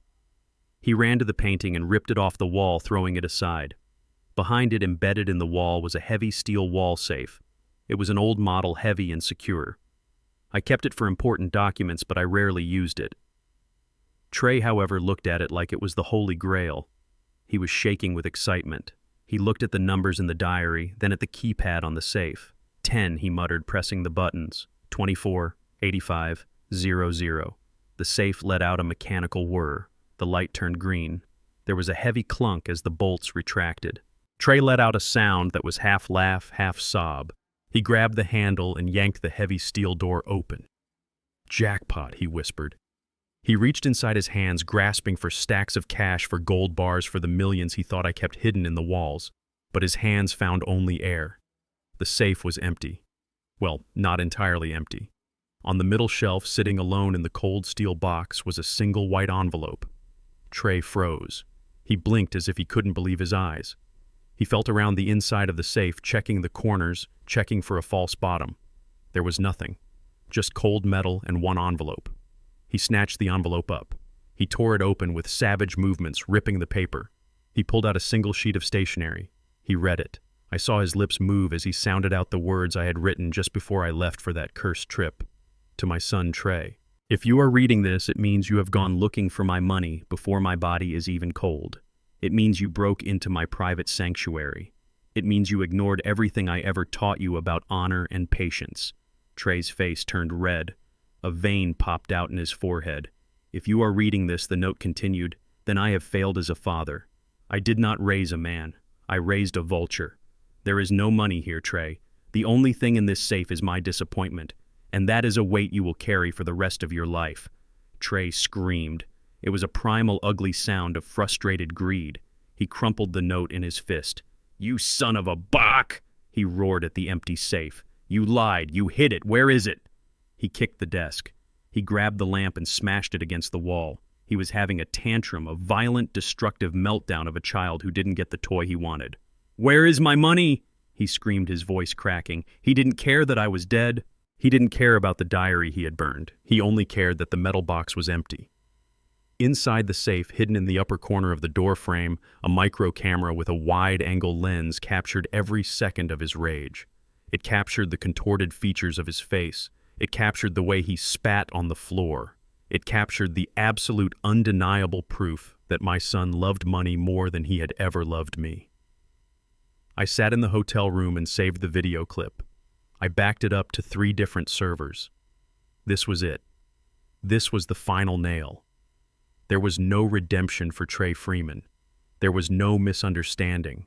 He stood in the middle of the ruined office, breathing heavily, surrounded by the trash he had made of my life. "I have failed," I whispered to the screen, repeating the words from my note. But then I sat up straighter. I smoothed my shirt. "I failed to raise a man," I said, my voice hardening, "but I will not fail to punish the monster." I closed the laptop. The image of Trey's twisted, angry face faded to black, but it was burned into my mind forever. He wanted a war. He wanted my money. He was going to get the war, but the money was going to be the weapon that destroyed him. It had been exactly 7 days since the Atlanta Police Department declared Silas Freeman dead. In a normal household, a week after a tragedy, the air would be thick with silence and mourning. There would be casseroles on the counter and hushed whispers in the hallway. Mirrors might be covered and the curtains drawn tight against the world. But as I stood across the street from my own home, hidden in the shadows of an oak tree, I realized that the Freeman household was anything but normal. It was pulsating. The bass from the music was so loud I could feel it vibrating in the soles of my shoes. It was not a wake. It was a rave. Cars lined the street, blocking driveways and fire hydrants. They were expensive cars, flashy sports coupes, and SUVs that belonged to people who had never met me, and certainly did not care that I was gone. My front lawn, the lawn I had manicured with obsessive care for 40 years, was littered with red plastic cups and cigarette butts. I adjusted the collar of my white catering jacket. It was cheap polyester, stiff and uncomfortable. I pulled my black cap lower over my eyes and checked the surgical mask covering the lower half of my face. To the casual observer, I was just another invisible service worker hired to clean up the mess of the wealthy. I was an old man with a bad leg, a hired hand who didn't matter. I walked up the driveway, adopting a slow, rhythmic limp. It was not hard to fake. My knees ached from the tension of the last week anyway. I carried a silver tray tucked under my arm, my head bowed submissively. The security guard at the door, a burly man I did not recognize, barely glanced at me. He just waved me through his eyes, scanning the crowd for pretty girls, not old waiters. I stepped over the threshold of my home and entered a nightmare. The furniture I had bought with Beatrice was gone. The antique rug we had found in Morocco was gone. In their place were rented white leather sofas and high-top cocktail tables. The warm lighting I loved had been replaced by strobe lights that cut through the haze of smoke. It smelled of marijuana and expensive perfume, a sickly sweet combination that made my stomach turn. I scanned the room looking for a shrine, looking for a photo, looking for any acknowledgement that a man had lived and died here. There was nothing. The mantel where my service medals used to hang was now dominated by a massive, blown-up photograph of Paige. She was posing on a yacht wearing a bikini, looking over her shoulder with a seductive smile. Next to it was a picture of Brad leaning against a Ferrari. This was not a memorial for Silas Freeman. It was a launch party for their new life. I moved through the crowd, invisible in my uniform. People bumped into me and didn't apologize. They spilled drinks and snapped their fingers for me to clean it up. I kept my head down, mumbling apologies, playing the part. My eyes, however, were sharp, recording every face, every sin. I made my way toward the dining room, which had been converted into a VIP lounge. The noise was deafening, but as I got closer, I could hear the distinct braying laughter of the man who had helped kill me. Brad was sitting at the head of the table, my table. He was wearing a white suit unbuttoned to his navel, showing off a gold chain. He looked like a caricature of a villain, a man so absorbed in his own ego that he didn't realize the walls were closing in. Paige sat on his lap, her arm draped possessively over his shoulder. She was wearing a red dress. Red. The color of celebration. The color of blood. You do not wear red to a funeral unless you are glad the person is dead. I approached the table, my tray held tight in my hands. I needed to get close. I needed to hear them. "Hey, old-timer!" Brad shouted, snapping his fingers at me. "We are dry over here. Bring us the good stuff." I nodded, shuffling forward. I reached for the bottle sitting in the ice bucket. My hand froze. It was a bottle of Chateau Margaux 1982. My breath caught in my throat. That bottle was not just wine. It was a promise. I had bought it 20 years ago for my 50th wedding anniversary with Beatrice. When she died, I kept it dusting it every week, waiting for a special occasion to drink it in her memory. I had hidden it in the back of the cellar behind the Christmas decorations. They had found it, and they were drinking it like it was grape juice. I watched as Brad grabbed the bottle, his greasy fingers smearing the label. He poured a generous amount into Paige's glass, then filled his own to the brim. He didn't swirl it. He didn't smell it. He just gulped it down, wiping his mouth with the back of his hand. Good stuff, he burped. Smooth. I felt a rage so pure and hot it nearly blinded me. My muscles tensed. The silver tray in my hand felt like a weapon. I calculated the distance to his temple. One swing. Just one hard swing with the edge of the tray, and I could shatter his jaw. I could wipe that smirk off his face forever. The urge was a physical pull, a magnetic force drawing me toward violence. I took a breath. I forced my hand to relax. Violence was too easy. Violence would send me to prison. I didn't want to hurt him. I wanted to destroy him. I wanted to take everything he had, everything he wanted, and leave him with nothing but ash. I picked up the empty glasses from the table, moving slowly, playing the part of the feeble old servant. I leaned in close, pretending to wipe a spill near Paige's elbow. "You really outdid yourself, babe," Brad said, slurring his words slightly. "This party is legendary," Paige giggled, nuzzling his neck. "We have to celebrate, right? The wire transfer is scheduled for Monday." The insurance company stopped asking questions after the autopsy results came back inconclusive. "We are in the clear." Brad laughed loud and harsh. "I told you, the fake bomb was genius. Absolute genius. I froze, polishing the same spot on the table. I needed to hear this. I needed them to say it. Think about it, Brad continued, gesturing with his wine glass, spilling drops of my anniversary vintage onto the tablecloth. We gave him a clock and some baking soda, and the cops did the rest. The old man dies of a heart attack from the stress or gets shot. Either way, he is gone, and we are heroes for surviving the trauma. Paige sighed happily. And the best part is, the cops thanked us. That detective apologized to me for not saving him. Can you believe it? They think we are victims. They clink their glasses together, toasting their own brilliance. It was the perfect crime, Brad said. No fingerprints. No witnesses. Just a scared old man and a trigger-happy system. We played them like a fiddle. I lowered my head to hide the fire in my eyes. They were confessing. They were bragging. And the microphone taped to the underside of my serving tray was catching every single word. But where was Trey? I looked around the room. I didn't see him at the table. I didn't see him on the dance floor. I scanned the corners of the room, the shadows where the unwanted guests lingered. I found him. He was sitting on a folding chair in the far corner of the dining room near the kitchen door. He was alone. He was still wearing the black suit from the press conference, but his tie was undone and his shirt was stained. He held a bottle of whiskey in his lap, clutching it like a lifeline. He looked small. He looked broken. He was watching Paige and Brad with glassy eyes, his face slack with intoxication. He saw his wife sitting on another man's lap, drinking his father's wine, laughing about his father's murder. And he did nothing. I walked over to him. I had to know. I had to look him in the eye one last time. I stopped in front of his chair. I held out my tray, offering to take his empty glass. "Sir, can I get you anything?" I asked. My voice changed by the mask and a forced rasp. Trey looked up. His eyes were red-rimmed and unfocused. He looked at me, but he didn't see me. He didn't recognize his own father's eyes behind the disguise. "Get me a gun," he mumbled, his voice thick with drink. "Excuse me, sir," I asked. "A gun," he repeated louder, "or a time machine." "Do you have a time machine, old man?" I stared at him. He was wallowing in self-pity, drowning in guilt, but still unwilling to act. He knew what was happening was wrong. He knew he was being cuckolded and used. But instead of standing up, he was drinking himself into oblivion. "No, sir," I said coldly. "I do not have a time machine. You cannot go back." Trey let out a sob that sounded like a laugh. "No, you can't go back. Once you open the bag, you can't close it." He took a long pull from the whiskey bottle. "She says it was necessary," he whispered to me as if I were his priest. "She says he was old anyway. She says we needed the money. But he was my dad. He taught me how to fish." He looked over at Paige, who was now feeding Brad a strawberry. "I think she hates me," Trey said, tears spilling onto his cheeks. "I think they both hate me. But I can't leave. I have nowhere to go. The house is all I have."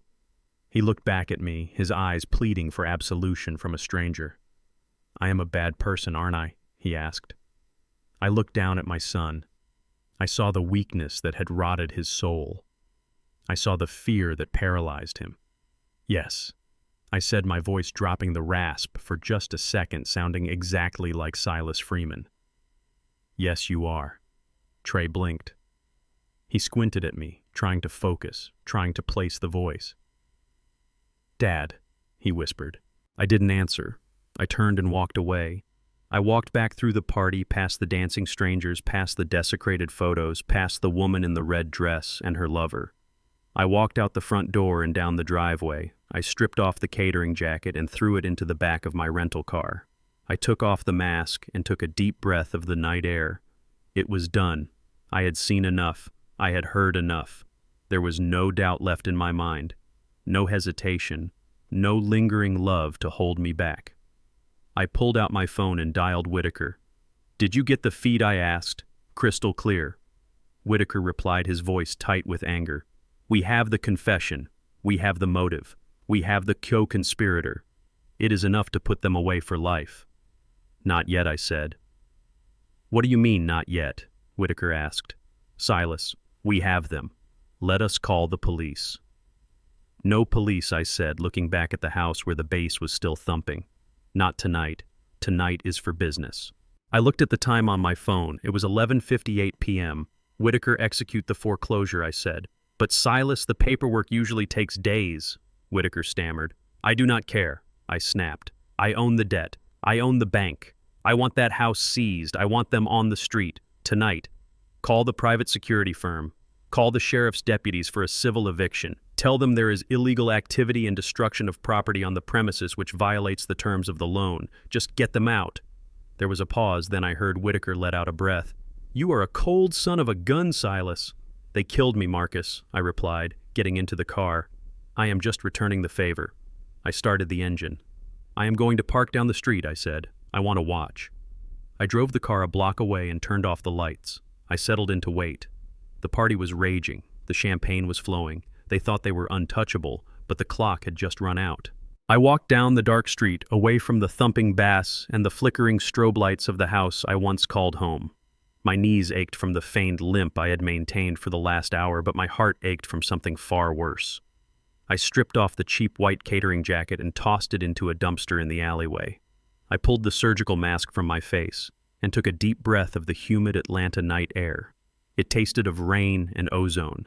I adjusted my cuffs and walked toward the long black limousine parked quietly under the canopy of an old oak tree 2 blocks away. The windows were tinted so dark they looked like voids in the night. As I approached, the rear door clicked open. I slid into the cool leather interior. The silence inside was absolute, a vacuum that sucked away the noise of the party and the chaos of my emotions. Marcus Whitaker sat on the opposite bench, illuminated by the soft glow of a tablet. He looked up as I entered, his face grim and professional. Between us on the small table lay a thick black binder. It was not just a collection of papers. It was a weapon. It was the sum total of my son's destruction. Whitaker tapped the binder. We have it all, Silas. The audio from your tray confirmed everything we suspected and more. We have Brad on tape admitting to supplying the fentanyl. We have Paige admitting to the fraudulent insurance claim. And we have Trey admitting he knew about the plot and did nothing to stop it. I looked at the binder. I reached out and ran my hand over the cover. Inside those pages were the autopsy of my family. There were transcripts of text messages, bank transfer records, and the video of Trey burning my diary. There was enough evidence there to send them all to death row, or at the very least to a federal supermax for the rest of their natural lives. Conspiracy to commit murder, domestic terrorism charges for the fake bomb, wire fraud, identity theft. It was a laundry list of sins that no lawyer could talk their way out of.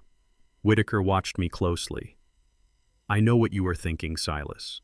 You are thinking that is your son. You are thinking about the boy you taught to ride a bike, but you need to look at the evidence. That boy does not exist anymore. The man in that house is a co-conspirator in your murder. If we go to the police right now with this, they will be in handcuffs within the hour.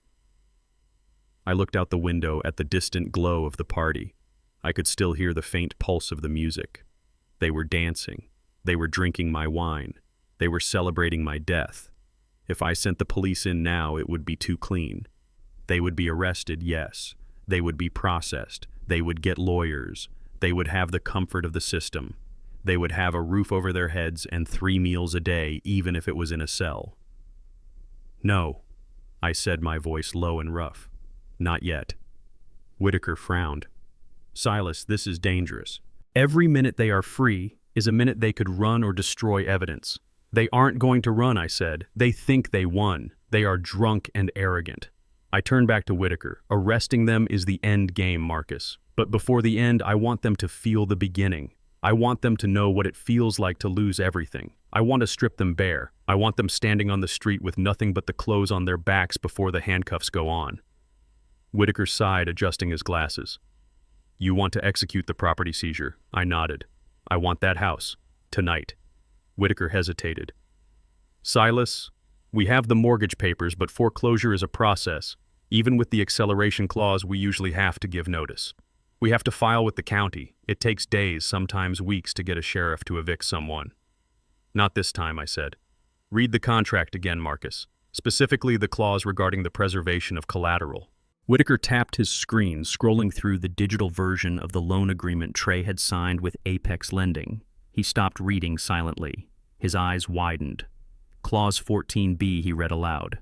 If the borrower engages in any activity that significantly damages, devalues, or puts the collateral at risk, including but not limited to illegal activities, vandalism, or gross negligence. The lender reserves the right to immediate possession to secure the asset. I pointed toward the house. They are throwing a rave in a residential neighborhood. There are drugs on the premises. They are destroying the interior. I saw them smashing walls and breaking fixtures. They are actively devaluing the asset. That gives us the right to secure the property immediately to prevent further loss. Whitaker looked at me, a mixture of shock and admiration on his face. You wrote that clause yourself, didn't you? I did. I confirmed. I knew Trey. I knew he would be careless. I knew Paige would be destructive. I set the trap and they walked right into it. Whitaker closed the tablet. It is aggressive, Silas. It is borderline vigilante real estate law. But it is legal. If we have a representative from Apex Lending declare the property at risk, we can call in civil enforcement to clear the building. Do it, I said. Call the private security team we have on retainer. Call the off-duty deputies who work security for the firm. I want a fleet of cars down there in 10 minutes. I want that party shut down, and I want the locks changed before the sun comes up. Whitaker picked up his phone. He dialed a number, his voice shifting into commanding legal tones. This is Whitaker. Activate the asset protection team. Address 1422 Oak Street. Immediate foreclosure and eviction due to gross destruction of collateral. We move in 10 minutes. He hung up and looked at me. You realize this is going to cause a scene. I poured myself a glass of water from the carafe in the limo. I hope so, Marcus. I certainly hope so.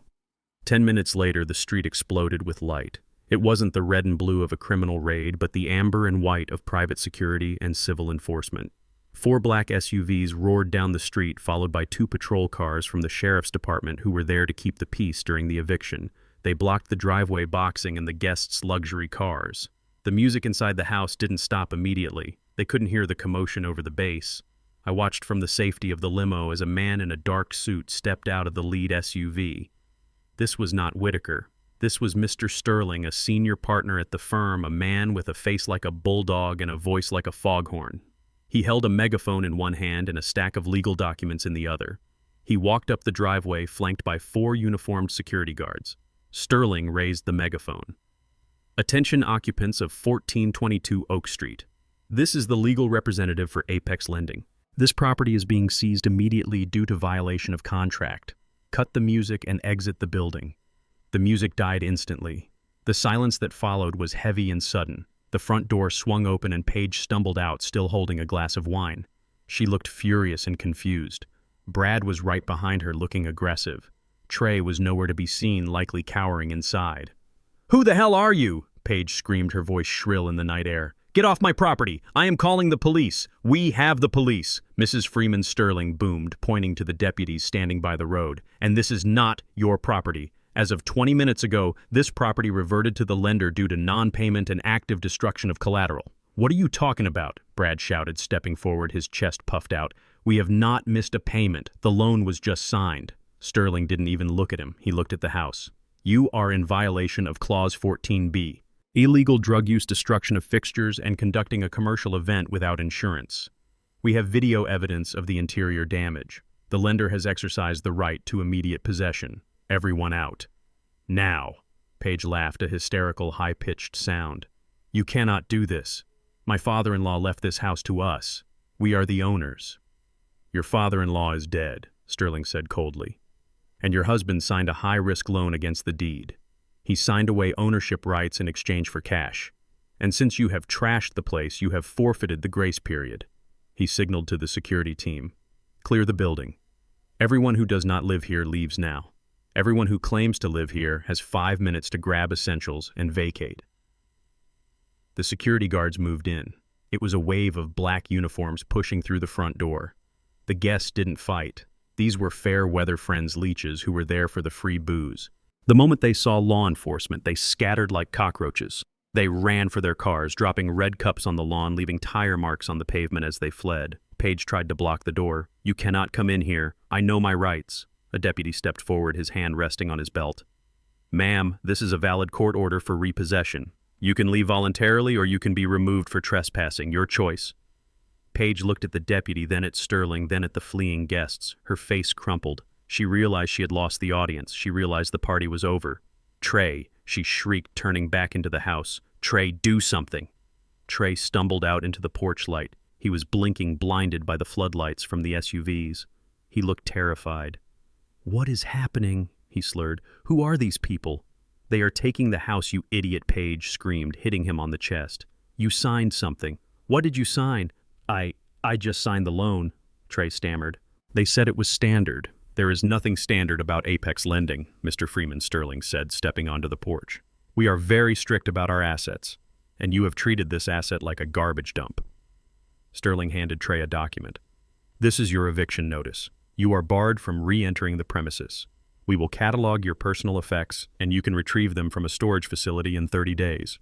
Tonight you leave with what is in your pockets." Trey stared at the paper. "But where do we go?" he whispered. "We have no money. We have nowhere to go." "That is not the concern of Apex lending," Sterling replied. He gestured to the guards. "Escort them off the property, secure the perimeter, change the locks." 2 guards grabbed Trey by the arms. 2 more took Page. They didn't drag them, but they guided them firmly, relentlessly down the steps and onto the front lawn. Brad, the lover, the mastermind, saw the tide turning. He tried to slip away toward his car. Sterling pointed a finger at him. "You there, the one in the white suit." Brad froze. "We have identified you as a non-resident contributing to the damage," Sterling said.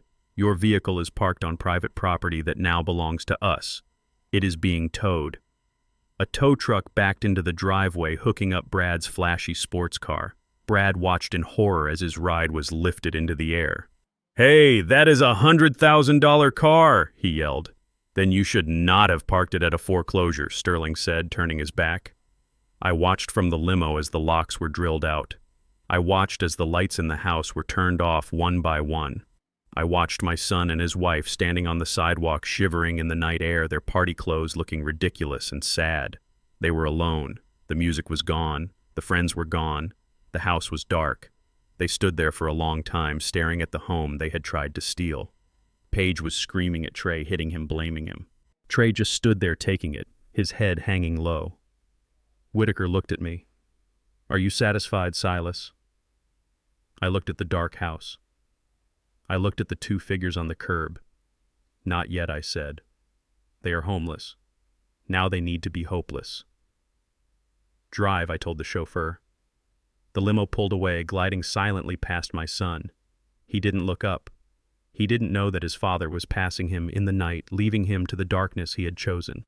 The scene on the front lawn of 1422 Oak Street had devolved from a celebration into a riot of one. The flashing amber lights of the security vehicles cut through the darkness, illuminating the hysteria that had taken hold of my daughter-in-law. Paige was not leaving quietly.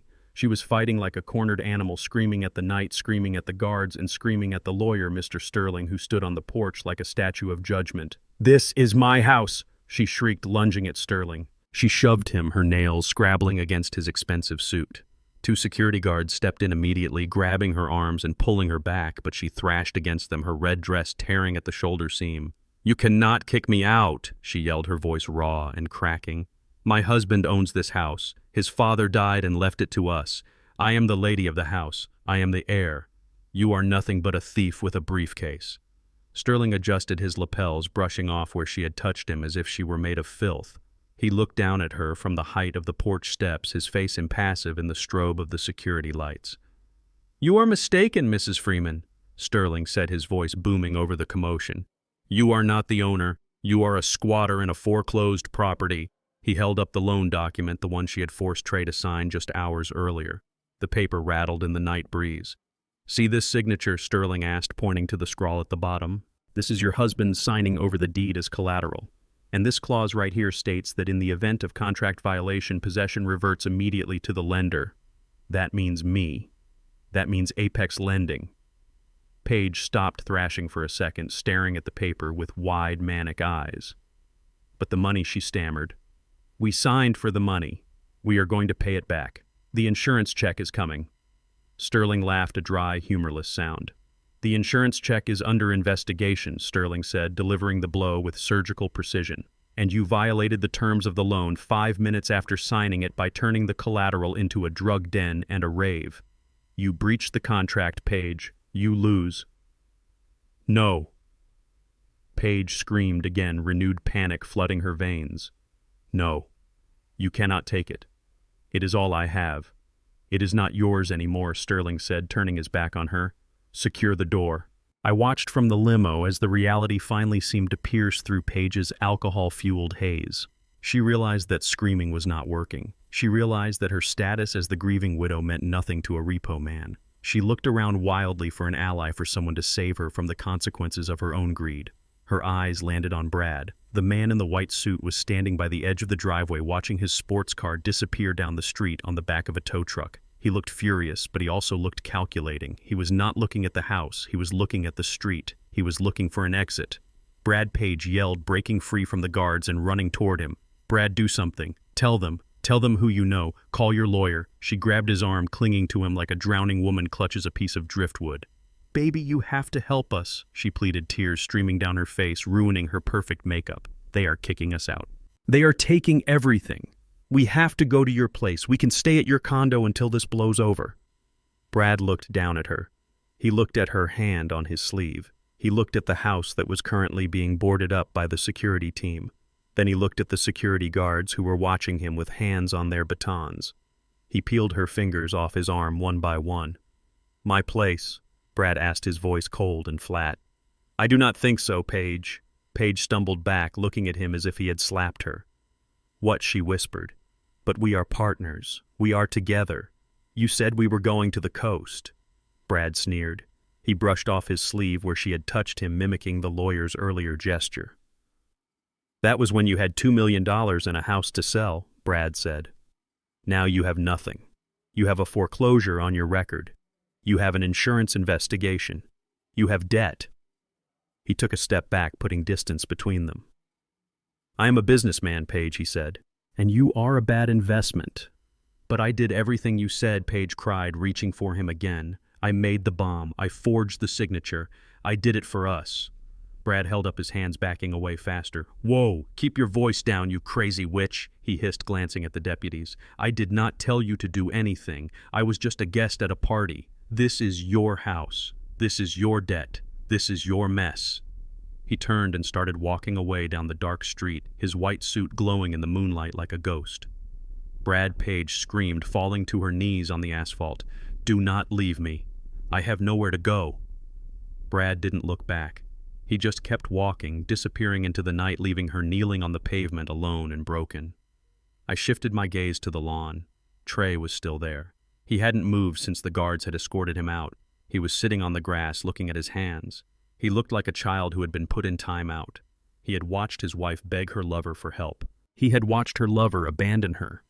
And he had done nothing. A security guard approached him, a large man with a flashlight. "Sir, you need to move," the guard said. "You are trespassing on private property." Trey looked up, blinking. "But I live here." "Not anymore," the guard said. He grabbed Trey by the back of his suit jacket and hauled him to his feet. Trey stumbled, his legs weak from the whiskey and the shock. He tried to resist feebly, but the guard was stronger. He marched Trey to the edge of the property line and shoved him. Trey tripped over the curb and fell onto the street, scraping his hands on the asphalt. He lay there for a moment in the gutter next to a pile of wet leaves. "Stay off the property," the guard warned before turning back to the house. Trey rolled over and sat up. He looked at the house. He looked at Paige, who was still sobbing on the driveway a few feet away. He looked at the darkness surrounding them. I waited for him to go to her. I waited for him to offer her a hand. Even after everything, even after the betrayal, I expected some shred of humanity. But he didn't move. He just sat in the gutter, staring at nothing. The scene was almost complete. The security team finished their sweep. They ushered the last of the confused caterers out the back door. Then methodically and efficiently, they began to seal the house. I watched as the lights went out room by room. The kitchen where Paige had built the bomb went dark. The living room where they had drunk my wine went dark. My office where Trey had burned my diary went dark. Finally, the porch light flickered and died. The house stood silent and black, a tomb of memories that no longer belonged to them. Sterling walked down the driveway past Paige, who was still crying on the ground. He didn't offer to help her up. He walked past Trey, who was sitting in the street. He didn't look at him. He got into his SUV and drove away, followed by the security team. Only one patrol car remained parked down the street just to ensure they didn't try to break back in. Silence descended on Oak Street. It was a heavy, oppressive silence, broken only by the sound of crickets and Paige's ragged breathing. They were alone. Paige slowly stood up. Her dress was torn and dirty. Her heels were broken. She looked around, shivering in the night air. "My purse," she whispered, patting her sides. "My phone. My keys." She ran to the front door and pounded on it. "Let me in," she screamed. "My stuff is in there. My wallet is in there." The door was solid wood and deadbolted. It didn't budge. Trey stood up shakily. He patted his pockets. "I left my phone on the charger," he said, his voice hollow. "I do not have my wallet either. It was on the counter." They looked at each other. The realization hit them at the same time. They had nothing. No money, no communication, no transportation, no shelter.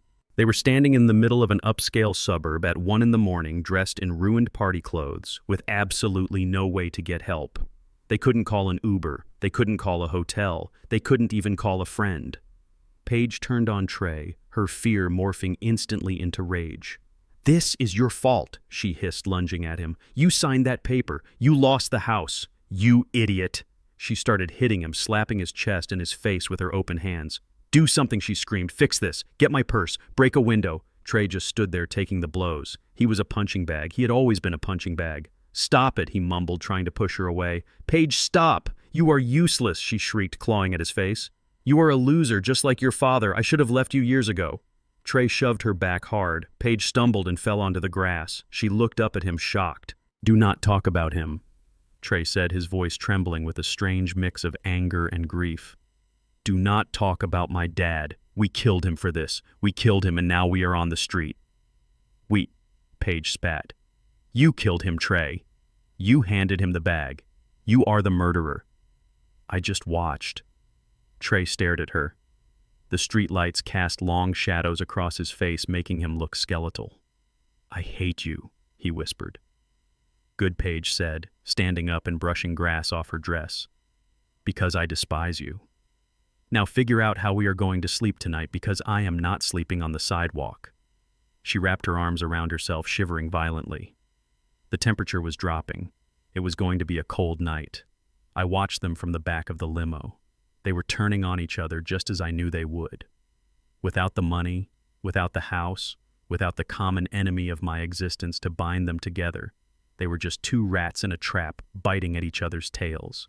They started walking down the street aimlessly, keeping a distance of 5 feet between them. They didn't know where they were going. They just knew they couldn't stay there. I watched them disappear around the corner, two dark shapes swallowed by the night. Whitaker cleared his throat from the seat across from me. "That was brutal, Silas," he said softly. "Effective, but brutal." I reached for the crystal decanter and poured myself a small glass of cognac. I swirled the liquid, watching the light catch in the amber depths. "It had to be done, Marcus," I said. "They needed to know what rock bottom feels like. They needed to know what it feels like to be invisible, to be helpless, to be cold." I took a sip of the cognac. It was warm and smooth, a stark contrast to the coldness inside me. "But this isn't over," I said, looking out the tinted window at the empty, dark house. "Tonight was just the eviction. They still have hope. They still think the insurance money might come through. They still think I am dead." I set the glass down. "Next week we take away the hope," I said. "Next week we take away their freedom." I tapped the partition glass, signaling the driver. "Take us back to the hotel," I said. The engine purred to life, and the limo glided away from the curb. As we drove past the corner, I saw Trey and Paige sitting on a bus stop bench, huddled together for warmth, not out of love, but out of necessity. They looked up as the long black car passed, but they couldn't see me inside. They didn't know that the man who had just destroyed their lives was sitting 3 feet away, drinking cognac and planning their prison sentences. "It is just the beginning," I whispered to the glass. Just the beginning. The Fulton County Courthouse smelled of floor wax and desperation. It was a smell I knew well from my years working with government contracts, but today it smelled particularly pungent. I sat in the back row of courtroom 4B, hidden behind a newspaper and a pair of dark sunglasses. I watched as my son and his wife tried to legally bury a man who was sitting 30 feet away from them. It had been 7 days since the eviction, 7 days since I threw them out onto the street. They looked terrible. Paige was wearing a black dress that I recognized from a discount rack. It was wrinkled and ill-fitting. Her hair, usually so perfectly coiffed, was pulled back in a severe bun that highlighted the gaunt hollows of her cheeks. She had lost weight. The stress of homelessness and the terror of her mounting debts were eating her alive. She sat at the plaintiff's table, clutching a tissue, dabbing at dry eyes. She was putting on the performance of a lifetime, trying to convince the judge that she was a grieving widow desperate for closure. Trey sat beside her. If Paige looked tired, Trey looked haunted. He was wearing the same suit he had been evicted in. It was stained and rumpled. He hadn't shaved in a week. He stared at the table, his hands trembling uncontrollably. He looked like a man who was waiting for a bomb to go off. In a way, he was right. Their lawyer was a man named Mr. Grodin. I had looked him up. He was a bottom feeder who specialized in slip-and-fall cases and quick divorces. He was the only one who would take their case on contingency because they didn't have a dime to pay a retainer. Your Honor, Grodin said, his voice wheedling and oily. My clients are simply asking for an expedited death certificate. The police report confirms a fatality involving Mr. Silas Freeman. The body was destroyed in the explosion. We have the insurance paperwork ready. We just need the court to formally declare him deceased, so these poor grieving children can access the funds they need for a proper memorial service. The judge, an older woman named Judge Abernathy, looked over her glasses at them. She looked bored. She had seen 1,000 cases like this. Greedy relatives trying to get a payout. I understand the urgency, Counselor, Judge Abernathy said. But without a body, usually there is a waiting period of 7 years. We do not have 7 years, Grodin interrupted. I mean, emotionally speaking, Your Honor, the trauma, the closure. The police statement is clear. The suspect was neutralized. That means dead. Paige let out a sob. It was a loud, theatrical sound. Please, Your Honor, she cried. He was like a father to me. We just want to bury him. We just want to pay his debts. We are about to lose everything because we cannot access his accounts. It was a lie, but it was a good one. She was using her own financial ruin, which I had caused, as a prop for her grief. She was begging for my death warrant so she could cash a check that would save her from the streets. I folded my newspaper slowly. I checked my watch. It was time. Judge Abernathy sighed. She picked up her gavel. Very well, she said. Given the police report and the circumstances, I am inclined to grant the petition for a presumptive death certificate. Is there anyone present who wishes to object to this motion? It was the standard question, the question nobody ever answers. The room was silent for a heartbeat. Paige looked at the judge, a hungry, desperate hope in her eyes. She was seconds away from victory, seconds away from the $2 million that would fix everything. I object, a voice boomed from the back of the room. It was not my voice. It was Whitaker. He stood up from the bench next to me. He was wearing his courtroom armor, a navy pinstripe suit that screamed authority. He walked down the center aisle with the confidence of a man who owned the building. And who are you, sir? Judge Abernathy asked, frowning. I am Marcus Whitaker. The judge's eyes widened, recognizing the name. I represent the estate of Silas Freeman, and I object to this petition on the grounds that the decedent is not in fact deceased. Paige spun around in her chair. Her eyes were wild. Who are you? She hissed. He is dead. The police shot him. You are lying. Whitaker stopped at the gate separating the gallery from the court. He smiled a cold, shark-like smile.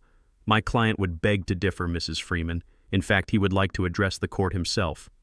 Whitaker turned and gestured toward the double doors at the back of the room. All eyes turned. Paige, Trey, the lawyer, the judge, the bailiff. They all looked at the heavy oak doors. I stood up. I walked to the doors and pushed them open. I stepped into the light of the courtroom. I was not wearing my old flannel shirt. I was not wearing my worn-out work boots. I was wearing a bespoke Italian suit, charcoal gray, tailored to perfection. It fit me like a second skin, emphasizing my broad shoulders and my posture, which was straight and military. On my feet were hand-stitched leather Oxfords that clicked sharply against the floor tiles. I wore a silk tie and a gold watch that cost more than Trey's car. I did not look like a retired grandfather.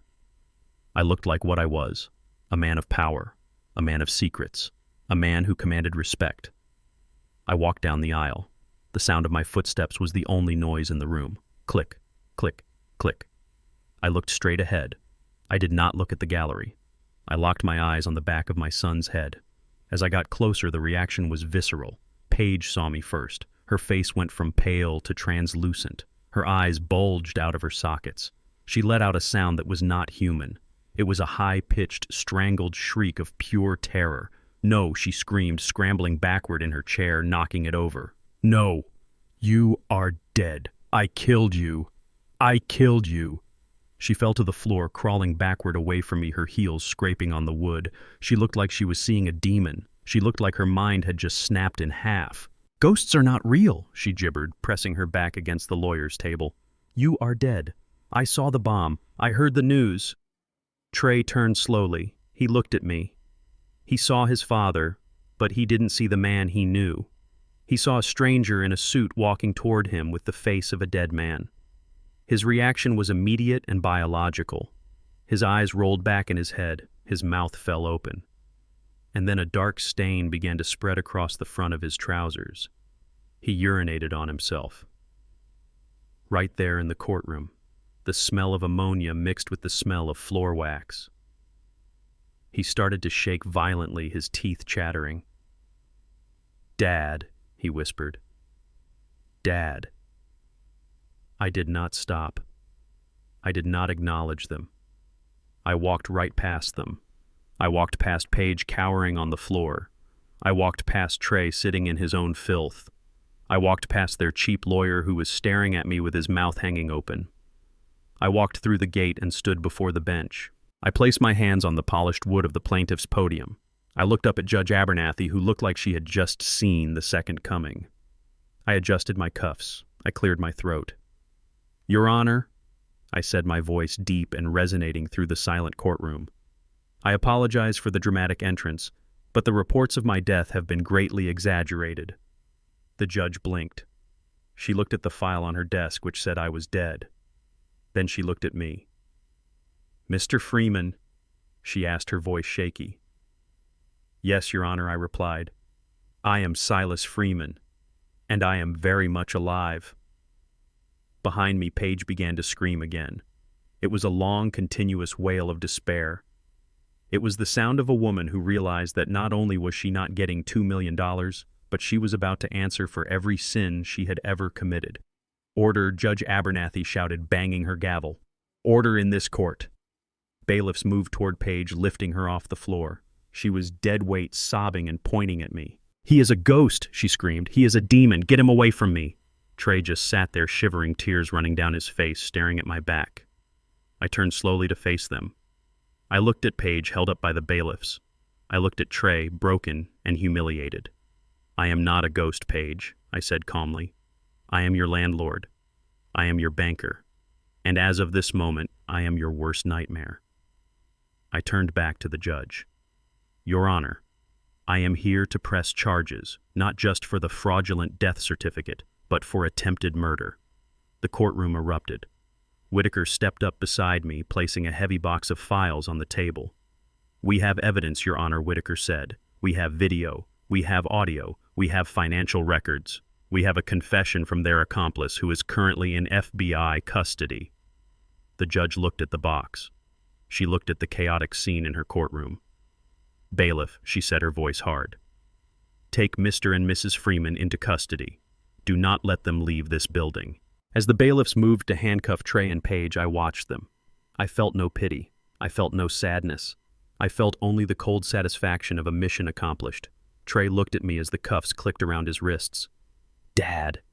"Please," he sobbed. I turned my back on him. I looked at Whitaker. "Play the video," I said. "Let us show the judge what kind of people they really are." Whitaker opened his laptop and connected it to the court's display system. The screen flickered to life. It was the video from the gas station. It was the video of me holding the bomb. The trial of Trey and Paige Freeman had officially begun, and I was going to make sure it was the last thing they ever saw as free people. I did not need to shout to make my point. The silence in the courtroom was a canvas, and I was about to paint a masterpiece of truth upon it. I nodded to Whitaker. He pressed a single key on his laptop, and the large monitors mounted on the walls of the courtroom flickered to life. The first image was grainy but clear enough to ruin a life. It was the night vision feed from my kitchen. The timestamp read 11:42 p.m. the night before my departure. The entire courtroom watched in horrified fascination as Paige Vance, wearing blue latex gloves, sat at my table assembling the device that was meant to end my life. Her voice, amplified by the court speakers, was crisp and chilling. "If he gets shot, it is a tragedy," she said on the recording, her face illuminated by the work light. "The insurance policy pays out double for accidental death, Trey. $2 million. A collective gasp swept through the gallery. Judge Abernathy leaned forward, her hand covering her mouth. Paige sat frozen in her chair, her face a mask of absolute terror. She was watching herself plot a murder. But the video did not stop there. It cut to the next clip. This one was even more damning because of the callousness it displayed. It showed Paige and Trey standing in the living room hours after the news reported my death. They were drinking champagne. Paige was laughing, throwing her head back in delight. "Dead as a doornail," she crowed on the screen. "Suspect neutralized. No open casket. No questions." In the courtroom, the real Paige let out a strangled sob. She tried to stand up, but her legs gave way. This was not the grieving widow the jury had been promised. This was a predator celebrating a kill. Whitaker pressed the key again. The screen changed. Now it showed my office. It showed Trey, my son, the boy I had carried on my shoulders. He was sitting on the floor, surrounded by the trash bags he had filled with my life's work. He held my leather diary in his hands. The audio crackled. "Listen to this garbage," Trey sneered on the video. "I will give this boy the world." "Yeah, right. You gave me rules. You gave me expectations." The courtroom watched as my son ripped the pages from the book. They watched him light his lighter. They watched him burn my words, my prayers, and my love. "Control this old man," Trey whispered to the flames. I looked at the real Trey sitting at the defense table. He was shaking violently, his eyes fixed on the screen, unable to look away from his own betrayal. He looked small. He looked pathetic. But the man on the screen was full of hate. The final clip played. It was short but lethal. It showed the interior of a luxury car. The camera angle was from a dashboard cam I had hacked into. It showed Brad handing a package to Paige. "This is pure fentanyl," Brad said, his voice slick and arrogant. "Be careful. If the old man touches it, he dies. If the cops find it, he goes to prison forever. Either way, you win." The video ended. The screens went black. The silence that followed was heavy, suffocating. It was the silence of a room that had just witnessed pure, unadulterated evil. Judge Abernathy slowly took off her glasses. She looked at Paige. She looked at Trey. Her expression was one of profound disgust. "Counselor," she said, her voice trembling with suppressed rage. "Is this verified footage?" "It is, Your Honor," Whitaker replied. "It is time-stamped, geotagged, and backed up on 3 secure servers. It is the unvarnished truth." Paige finally found her voice. It was a high, thin screech. "It is fake," she screamed, lunging toward the bench. "He made it up. He is a hacker. It is a deep fake." "Sit down!" the judge roared, banging her gavel so hard it sounded like a gunshot. "Sit down and be silent, Mrs. Freeman." But the legal proceedings were no longer the main event. The doors at the back of the courtroom swung open again. This time it was not a lawyer. It was not a bailiff. 6 men in windbreakers entered the room. On the back of their jackets in bright yellow letters were 3 letters that stop conversations and start prison sentences. FBI. They moved with the precision of a military unit. They did not ask for permission. They did not hesitate. They walked straight down the aisle, their eyes locked on the defendant's table. The lead agent, a tall woman with hair pulled back in a severe ponytail, flashed a badge at the bailiffs, who stepped aside immediately. She stopped in front of the table. "Paige Vance Trey Freeman," she announced, her voice carrying to the back of the room. "I am Special Agent Miller with the Federal Bureau of Investigation. You are under arrest." Paige tried to run. It was a foolish, instinctual reaction. She scrambled away from the table, tripping over her own feet, trying to reach the side exit. 2 agents were on her in a second. They grabbed her arms, pulling them behind her back. The click of the handcuffs was loud and final. "Get off me!" she shrieked, kicking and spitting. "I am innocent." It was his idea. It was all Trey. Trey didn't run. He didn't move. He sat in his chair, paralyzed by fear, while an agent pulled his arms back and cuffed him. He was weeping softly, snot running down his face. Another pair of agents moved to the back of the gallery. They grabbed a man who had been trying to sneak out during the chaos. It was Brad. He had come to watch the show hoping to see me declared dead so he could get his cut. Instead, he was getting a front row seat to his own downfall. Brad fought. He threw a punch, but the agent dodged it easily and slammed him against the wall. "Bradford Sterling, you are under arrest for conspiracy to distribute narcotics and domestic terrorism," the agent said, cuffing him while he was pinned. "Domestic terrorism," Paige yelled as they dragged her toward the center of the room.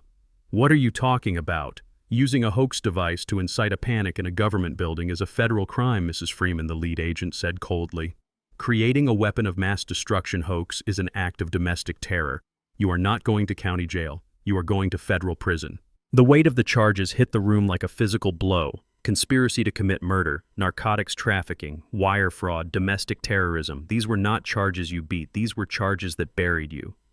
The agents began to lead them out. Paige was still screaming, blaming everyone but herself. Brad was cursing, threatening to sue, but Trey stopped. As the agents walked him past the podium where I was standing, he dug his heels in. He stopped fighting the cuffs and looked at me. He looked terrible. His face was swollen from crying. His suit was ruined. He looked like the boy who used to come to me when he had scraped his knee, expecting me to fix it. "Dad," he choked out. The agents tried to push him forward, but he resisted, desperate for one last connection.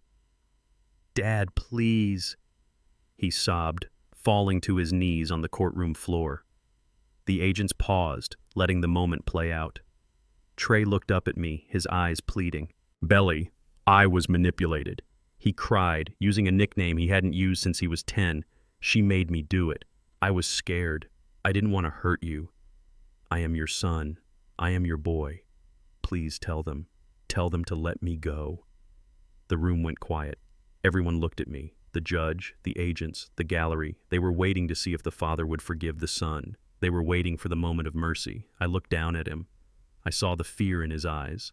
But I also saw the man who had stood in my kitchen and asked for a loud timer so my death would be quick. I saw the man who had burned my diary. I saw the man who had chosen greed over his own blood. I leaned down. I got close to his face so he could see the absolute lack of warmth in my eyes. The microphone on the podium was still on, capturing every breath. I whispered, but my voice boomed through the speakers, filling every corner of the room. "I have no son." Trey flinched as if I had hit him. "The boy I raised died the night he tore the pages out of my diary." I continued, my voice hard as iron. "You are just a stranger who broke into my house. You are a thief. You are a coward. And you are a stranger to me." Trey wailed a sound of pure heartbreak, but it moved nothing inside me. The bridge was burned. The ashes were cold. I stood up and straightened my suit jacket. "Get him out of my sight," I said to the agents. They hauled him up. He was dead weight now, his spirit broken. They dragged him out of the courtroom, his sobs echoing down the hallway long after the doors had closed. I stood alone in the center of the room. I took a deep breath. The air tasted clean. The weight that had been sitting on my chest since that day at the gas station was gone. I turned to the judge. "Thank you." "Your Honor," I said. Judge Abernathy nodded slowly, respect in her eyes. "Mr. Freeman," she said, "you are free to go." I walked out of the courtroom. I did not look back. I had walked in a victim. I walked out a survivor. The war was over, and I was the last man standing. The gavel hit the sound block with a noise that sounded like a gunshot ending the war. It took 6 months of legal maneuvering, plea bargains that were rejected, and a media circus that turned my family into a national cautionary tale. But the day of reckoning finally arrived. I sat in the front row of the gallery, my hands resting on my cane, not because I needed it, but because I liked the weight of the wood in my palm. I watched the judge read the sentences, and I felt the final knot in my chest loosen. Paige Vance was first. She stood trembling in her orange jumpsuit, her roots showing dark against the blonde dye that was fading out. She had tried to play the victim until the very end, blaming her addiction, blaming Brad, blaming me. The judge was not moved. For the charges of conspiracy to commit first-degree murder, domestic terrorism, wire fraud, and identity theft, you are sentenced to life in federal prison without the possibility of parole. Paige screamed. It was a raw animal sound. She lunged toward the defense table, not at me, but at Trey. "You did this," she shrieked, her face contorted into a mask of pure hate. "You weak, pathetic coward. You ruined my life." The bailiffs dragged her away, kicking and spitting, her curses echoing off the mahogany walls until the heavy steel door slammed shut, silencing her forever. Bradford Sterling was next. He had tried to cut a deal offering up names of other dealers in Miami, but the feds had enough on him already. 30 years. He didn't scream. He just slumped in his chair, his slick confidence evaporating, leaving behind a small, terrified man who knew he would not survive a week in general population. Then it was Trey. My son. He stood up. He looked 20 years older than he had on the day he handed me the backpack. His eyes were hollow. He looked at me one last time, hoping for a reprieve, hoping for a father to stand up and shout objection. I stayed seated. I stayed silent. For his role as a willing accomplice, for his active participation in the plot to end my life, and for the financial crimes committed against his own father, Trey Freeman, was sentenced to 20 years in a maximum security facility. He didn't cry. He didn't speak. He just nodded as if he had expected it. As they led him away, he looked small. He looked like a ghost. Later that night, I received a report from a contact I had inside the correction system. It was a photo taken from a security camera in the holding cell. It showed Trey curled up in the corner of a concrete room, his knees pulled to his chest, his face buried in his arms. He was alone. Absolutely, completely alone. Paige was in a women's facility, 3 states away, cursing his name. Brad was in federal holding, and I was in my hotel room closing the file. Justice had been served, but it didn't taste sweet. It tasted like cold iron. It was necessary. It was final. But it was the end of the Freeman line. I turned off the tablet and poured the last of the scotch down the sink. The mourning period was over. The next morning I went to 1422 Oak Street for the last time. The house was empty now, stripped of the rented furniture and the debris of Paige's lifestyle. It echoed when I walked through the front door. I walked through the rooms that had once held my life. The kitchen where I cooked for Beatrice. The living room where I watched football. The office where Trey burned my diary. I felt nothing. The ghosts were gone, exorcised by the truth. I called the auction house. Sell it, I said. Everything I asked the agent on the phone. Everything I replied. The walls, the fixtures, the land. I do not want a single brick left standing that reminds me of them. I sold the property to a developer for a cash offer well above market value. I liquidated the remaining assets in the house, donating the proceeds to the local fire department that had responded to the fake bomb threat. Within a week, I had a check for $900,000. I added it to the $8 million I had sitting in my offshore accounts. I had money. I had time. But I needed a purpose. I could not just be the old man who put his son in prison. That could not be my legacy. I thought about Trey. I thought about how a boy with so much potential could turn into a man so weak, so easily led astray by greed and lust. I realized that the failure wasn't just in his nature, it was in the lack of armor I had given him. I had protected him too much. I had shielded him from the harshness of the world, and in doing so, I had made him soft. I decided to fix that mistake, not for Trey, but for the next generation. I met with Whitaker and a team of educational consultants. I bought a dilapidated warehouse district in downtown Atlanta, an area that had been forgotten by the city. I poured $4 million into renovations. I hired the best instructors, former military tough love counselors, and tech geniuses. 3 months later, I cut the ribbon on the Freeman Academy. It was not a charity. It was a training ground. It was a center dedicated to teaching young at-risk men from our community the skills they needed to survive and thrive. We taught them coding and cybersecurity. We taught them financial literacy so they would never be slaves to debt. But more importantly, we taught them character. We taught them honor, discipline, and the value of hard work. We taught them that a man is defined by his choices, not his circumstances. I stood at the podium looking out at the sea of young faces. They were tough kids who had seen the inside of a cell or the barrel of a gun. But in their eyes, I saw hunger. I saw potential. I am not here to be your father, I told them, my voice booming without a microphone. I am here to make sure you never end up like my son. I am here to give you the tools to build your own empire so you never have to steal someone else's. The applause was thunderous. As I walked off the stage, I felt a lightness in my step that I hadn't felt in years. I had lost one son, but I was gaining 100 more. This was my answer to Paige. She wanted to destroy my legacy. Instead, she had forced me to build a stronger one. The final loose end was tied. The house was gone. The money was put to work. The criminals were in cages. It was time for me to go. I stood in the Delta One lounge at Hartsfield-Jackson International Airport. It was quiet, the air smelling of expensive perfume and fresh coffee. I was wearing a linen suit and a Panama hat, looking every bit the eccentric millionaire I had become. My passport was in my pocket, stamped with a visa for France. I walked to the floor-to-ceiling window and looked out at the tarmac. The massive jet was waiting fuel trucks scurrying around it like beetles. It was a machine of freedom. I reached into my breast pocket and pulled out the only thing I had saved from the house before the auction. It was a small wallet-sized photo of Beatrice. It was creased and faded, the corners soft from years of being held. She was smiling in the photo, young and vibrant, unaware of the cancer that would take her, or the betrayal that would destroy the family she built. For years I had promised her we would go to Paris. We talked about sitting in cafes on the left bank, drinking wine and watching the boats on the Seine. We talked about visiting the Louvre and eating pastries until we were sick. But life got in the way. Trey got in the way. His tuition, his car accidents, his bail money, his weddings. I had always put him first. I had sacrificed our dream to fix his mistakes. Not anymore. I ran my thumb over her face. Beatrice, I whispered to the photo, my voice thick with emotion. I did it. I cleaned the house. I took out the trash. I made sure they can never hurt anyone again. I paused, watching a plane ascend into the clouds. I am sorry it took so long. I continued. I am sorry I let him break your heart. But I fixed it. And now it is our time. I am taking you to Paris, my love. We are going to drink that wine. We are going to see the lights.